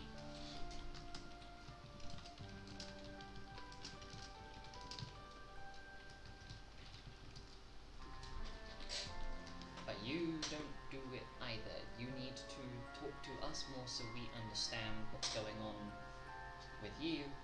Because I know that Carl used to do that, but we don't have Carl anymore. I need to do the same thing, and in this case, I did what I did because I didn't think that you would trust me enough without me having to explain the whole process.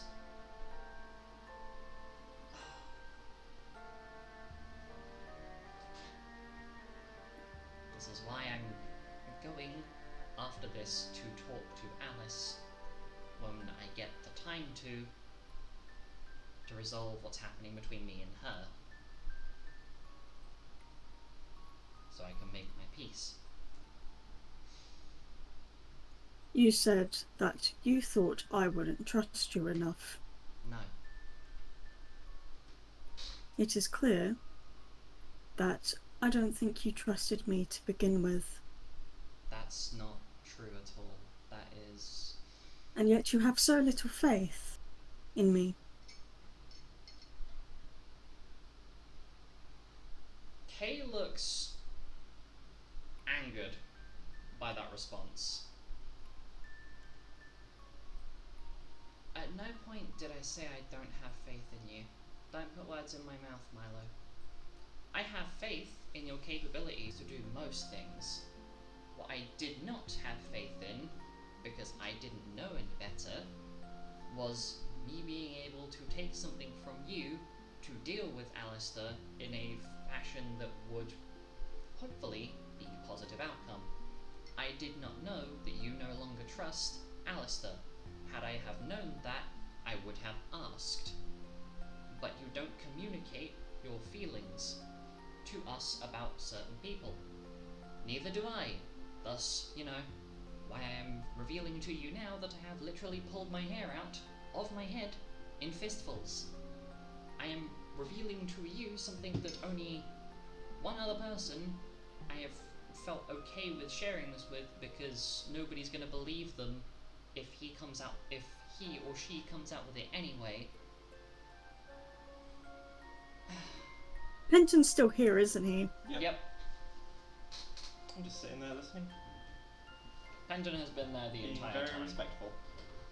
But Kay seems agitated, not in the fact, more in the fact that Milo is perceiving Kay as not having any faith in Milo, but more of a case of, with what understanding and context Kay has, she took the action she believed was correct in that scenario, but she didn't actually have the full context. She didn't know about Milo's change of opinion on Alistair, thus her not confronting Milo about that in fear that he would turn around and not basically help her find the happy medium, as I'm going to call it, if I were to summarize her explanation. And she's holding it together, but you can see that what Milo's response of having no faith in him cut quite deep for her.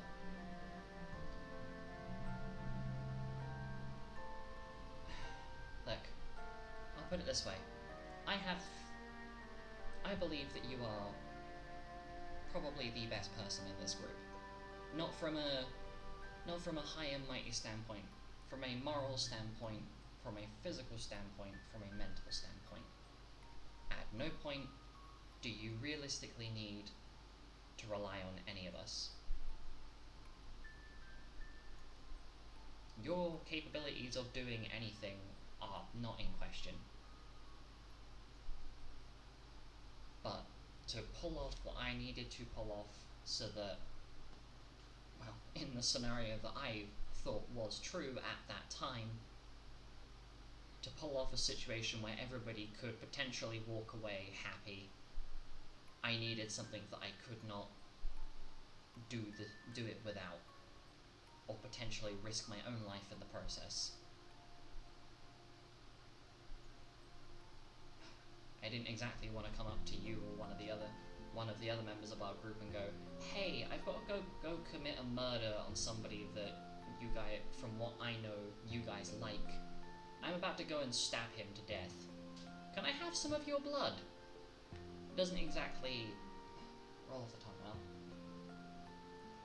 And I can tell you I'm not proud of what I did.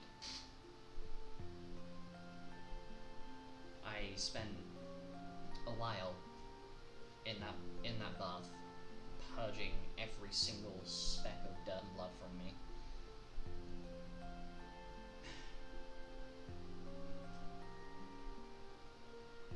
I don't ask for you to forgive me. If I'm being realistic, I don't think you will. At least from what I know of you. But I tried my best. And if I failed, then, you know, I guess it sucks to be me. But I did what I thought was right.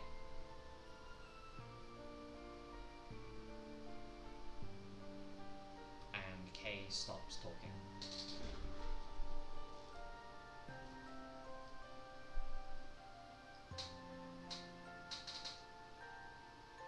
I do not forgive you. I do not trust you. I will continue to work with you. That is all. Milo gets up and leaves. Oh, Milo takes the phylactery out of his bag. You can have this back. I don't need it.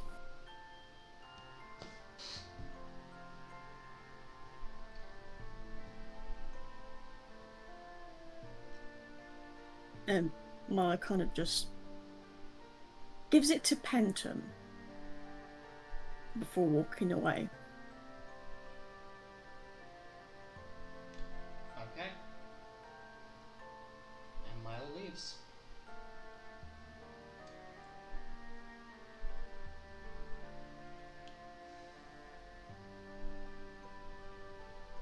Kay looks to Penton.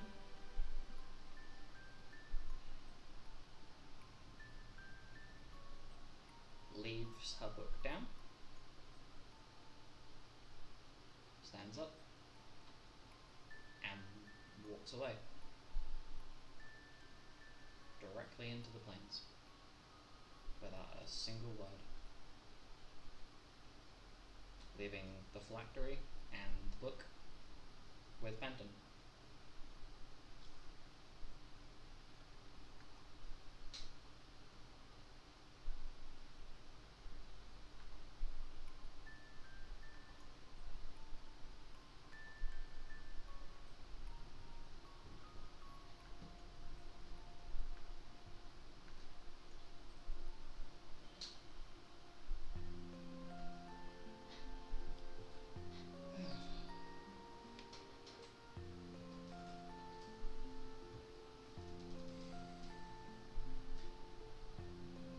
So what are you gonna do, Fenton? In one hand you hold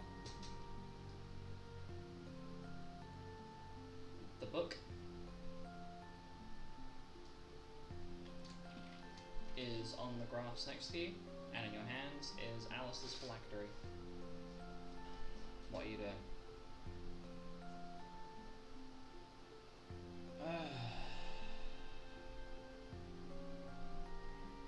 I literally don't know what people actually want to do with this phylactery, so I guess I'll keep hold of it for now. Okay. And how far has Kay walked? A fair distance. Will she show any sign of stopping? Nope. Then I guess Fenton will go after her.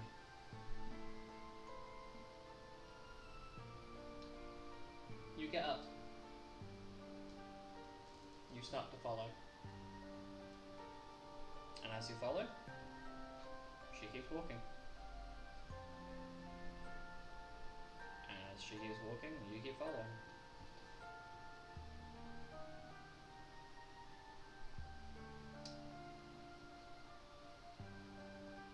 And as you follow her, she ends up walking out. You end up walking out for a fair while, to the point where you end up reaching by the ocean, and Kay just sits down by the cliff and looks out onto the water.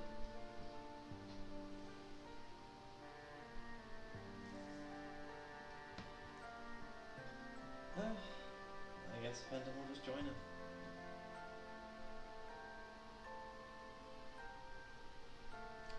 Okay. In the meantime, Milo, where have you gone?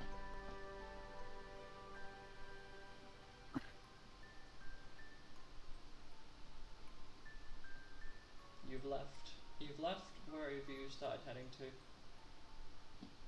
Into the town library. To look for.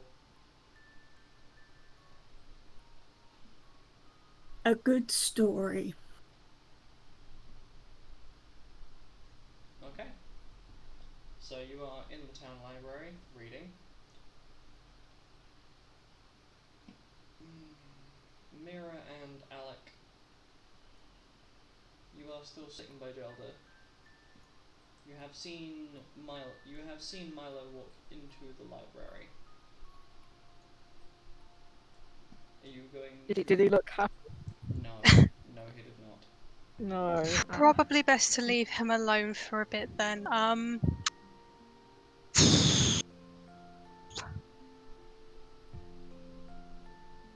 mean, we could just Do you stay want with to just go back to Gilda. the guild room? Or that. Just stay with Gilda. So, The kind guild of has tired. its own library, doesn't it? yes. Okay. Ooh, let's go to the guild library. Yeah, I let's go have to the some things guild I wanna library. It's gonna be better than I wanna Milo's shabby library. I want to research this Lord Malitos and also Asmodeus.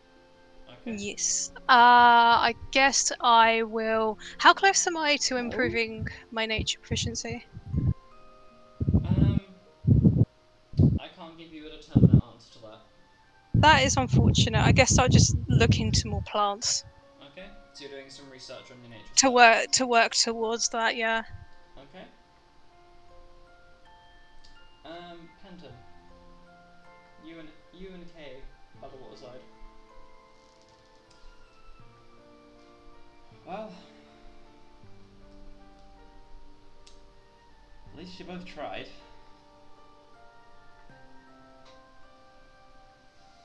She lets out a very quiet sigh. I've ruined everything, haven't I? I don't think you ruined everything. I mean, I guess I'm the only one who really understands that you did what you had to do, but that kind of also comes with foresight, because I already knew. But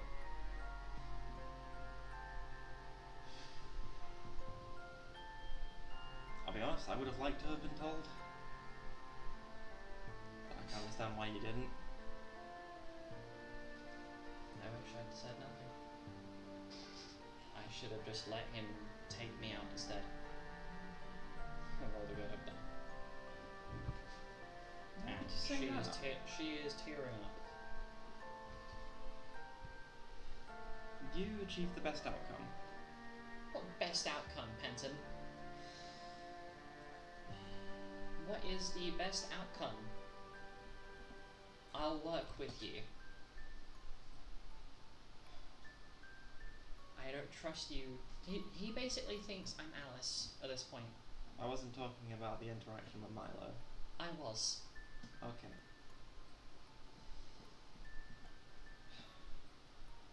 I've just become Jasper. Or what Alice did.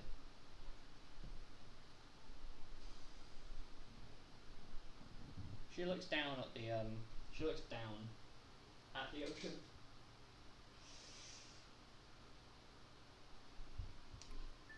I thought today would go very differently. Yeah. So did I. I've actually been trying to tell you something all day, but I never got the chance to. What? Well, I actually wanted to ask you something. What were you doing with those uniforms on the airship? I was trying my best to reclaim something that was stolen.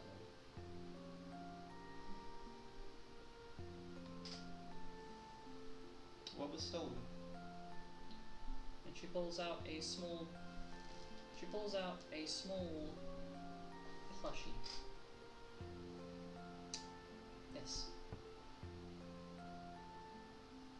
It's a bit tattered and worn, but and it's a little baby moth plushie. Is it yours? Stolen from me as a kid. Who steals from a kid? By who? By the same guy that you conned out of money. Well, shit. That was what I was gonna. Because what was the real price? What was the real price that my mother paid? The happiness of her child. Because she refused to pay up the money. So this got stolen from me as a child. Bastard. I'm kind of glad I took him for every penny you own now. Well, I'm just glad about that anyway. But that was what I actually wanted to talk to you about, because I didn't know you already knew. Yeah. I thought it would maybe, I don't know, shed some light on a rather complicated day. Complicated's a way forward.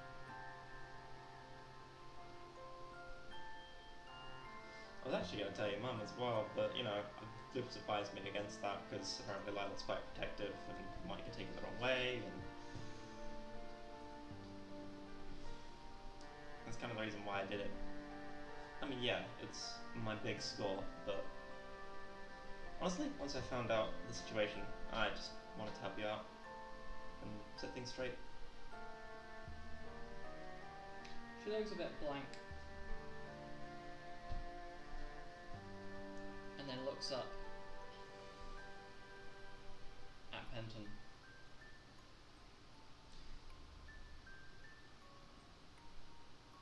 Is it bad that I want to What, the party? The guild? Both.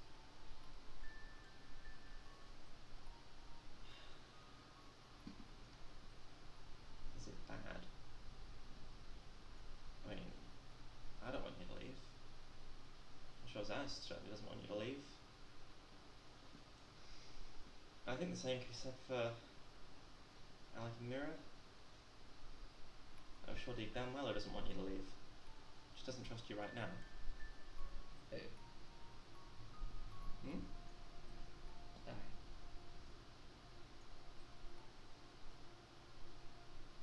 But, whilst that decision is up to you, I won't intervene the same way I didn't intervene there, because it wasn't my place to say anything. Yeah. But I'll support you in whatever you do. Well.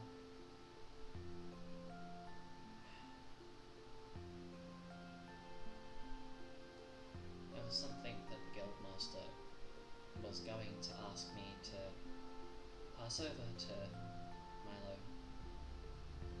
But is that not doing it now? What was it? She pulls out a letter. He handed this to me yesterday after telling me what it was. You need another look at the letter? What is it? He doesn't. She doesn't give you the letter, Well, I'm The looking whack. at it, I didn't say I was had it in my hands. but on it is very fancy writing in Infernal. It's from. Well, how do I put it? It's a letter from Honeymore.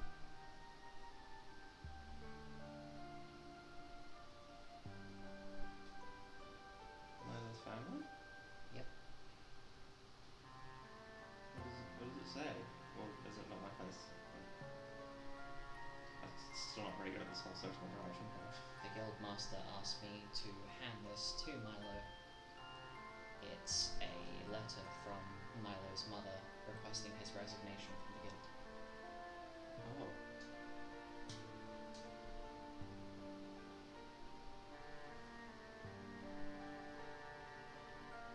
Because I believe the Guildmaster said something along the lines of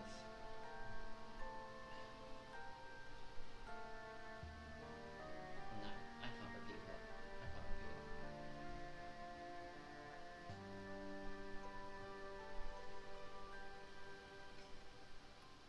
She sighs and passes it to Fenton. Can you go and give this to him? How long have you been holding on for it for? She goes very quiet. Since the Alistair thing? Or Before that. then? Oh, The that long. the same day that we went off to Cherrick.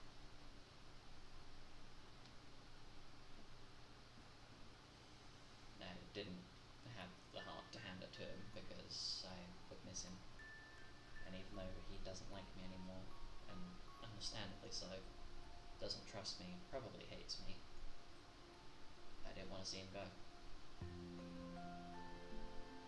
But you go hand this to him, and you decide what happens next.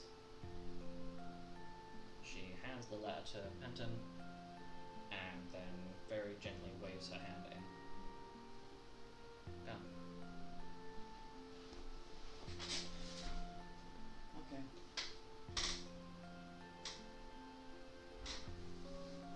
So, Fenton, what are you doing? Oh. You left your book. I'm assuming you're handing it to her. Yeah. And she tosses it straight into the ocean. Ah. I'm guessing this is not the same thing as when you were throwing stuff off the ship. She just shakes her head. Please just let me be on my own. Okay. I respect your boundaries. Where are you now going? I will present it to you as this. You can retain the letter that is currently in your possession. Why do I know all of the things? Because you're the one that's nosy enough to get in everybody's world. Fair enough. Haha. Anyway, no. You have one of two options here. If I were to summarize it. You can go and hand this to Milo, who in his current state will more than likely consider following what's in the contents of that letter. Or you may choose to hold onto said letter and wait it out to see what happens.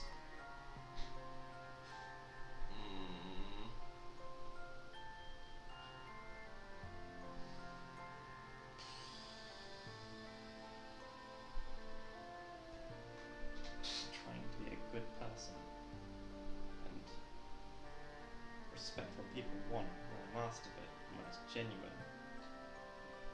Don't want anyone to leave the party. Perhaps in this case, it may be something worth considering. Or allowing Milo to make his own choice. As Kay is kind of held onto it for a while.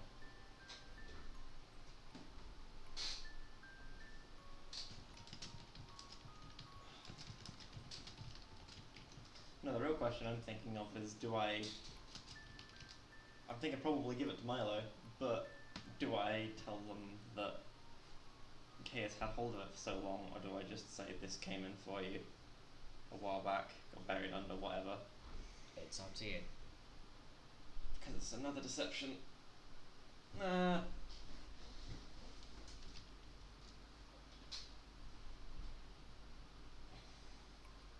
So, what are you doing?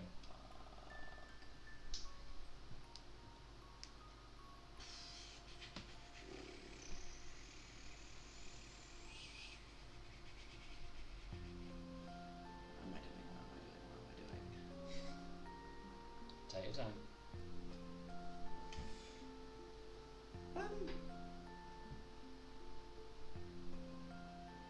Dennis probably feeling a little bit overwhelmed right now, Mm-hmm. and a little bit crestfallen about the fact that you didn't get to speak to Gort. So I'm gonna go talk to Gort. Oh, okay. Right. So you go to speak to Gort.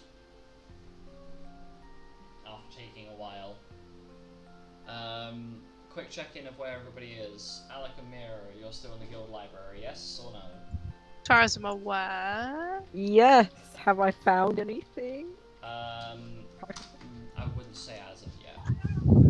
Darn. Milo, are you still in the library reading through Storybook? No. No?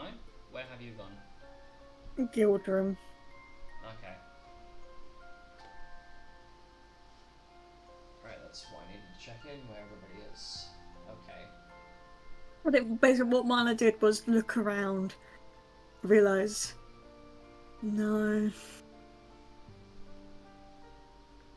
and just left. Okay. I don't know if half of that went through because I realised I muttered half of it. They came through. Okay, good. So, Penton, you go to speak to Gort. Hello, sunshine. How can I help you? Hello, Gort. It's been a really long time. Yes, it has indeed. It has indeed. Well, so you know how you picked me up when I was almost dead? I was Yep. not a very nice person, and I've been trying to be a better person. Well, I currently don't know what to do. I want to be a good person, but I feel like it's going to hurt people a lot. People that I genuinely care about. Well, sometimes you gotta do what you gotta do. People are gonna hold it against you, but But to explain the situation, well, patient confidentiality. We're not repeating any of this. I don't know if there's a thing in the guild. Gort nods and rolls his eyes. Yep. basically, as you know, Kay and Milo have had it out at each other, and Kay has just produced to me a letter that says that is from Milo's mother, requesting that he come back home and leave the guild. Yeah, that sounds reasonable, considering that considering that Carl died a while ago, and well, your group's been a bit of a hot fucking mess from the get-go. Probably do the boy some good to be at home with his family. Yeah, maybe it would. At the end of the day, it's probably worth letting him decide. Yeah. It's not something that you or Kay or anyone else in your group can realistically cover. No, I just wanted to make sure level heads were on the point where I gave this across and it's not motivated by emotion. I don't know. Bill just shrugs. This letter is very heavy. If you want, I can go and hand it to him.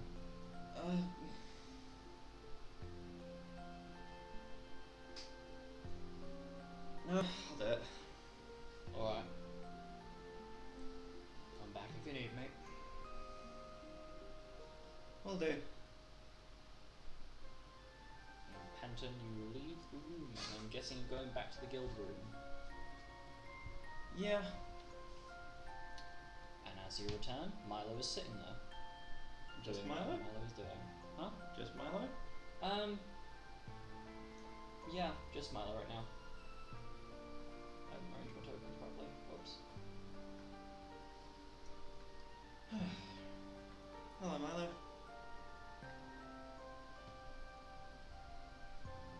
Oh, hello, Clinton.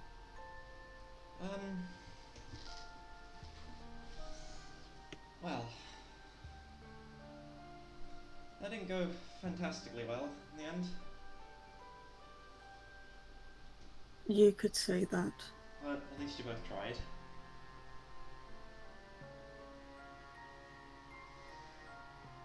Is there something you need?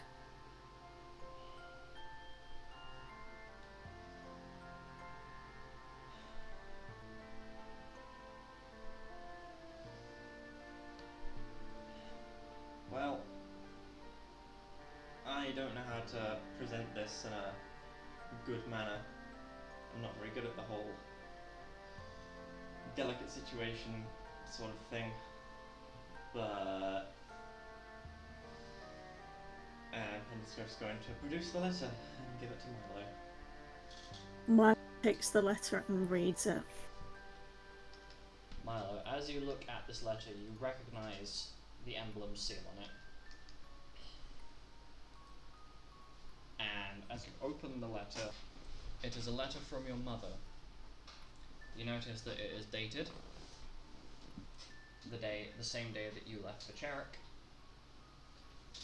but asking if you would be willing to come home and stop doing guild work in favour of either being moved over to the guild on Honeymill, or just coming home and taking up something like working at the orphanage that Ashra used to work at, or technically does still work at.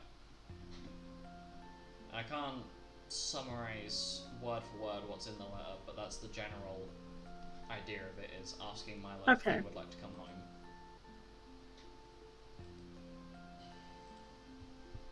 Milo sighs.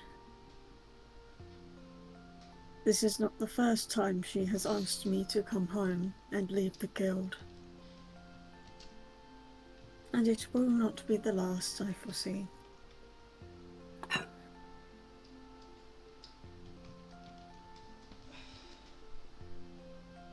how are you feeling? I don't know.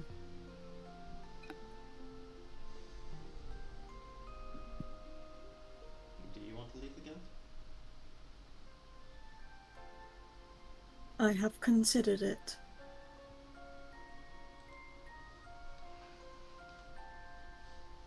But are you considered it. Even I've considered it.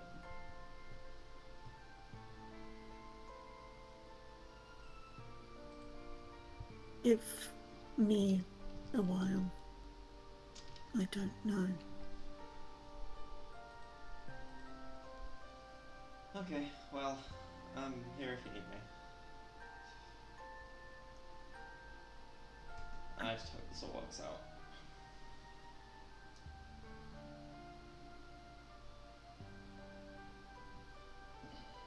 However you mean, it probably doesn't work out the way that you will hope.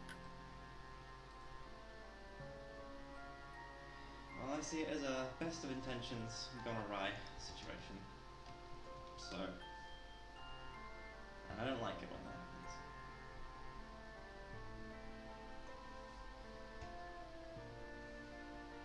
happens. Alright. Is there anything else? No, nothing else. Okay. See you anyway.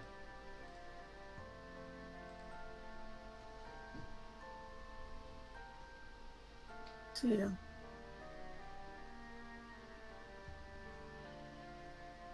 leave. And with the conclusion of that scene, I'm going to wrap up session a bit earlier today. See you in the next session.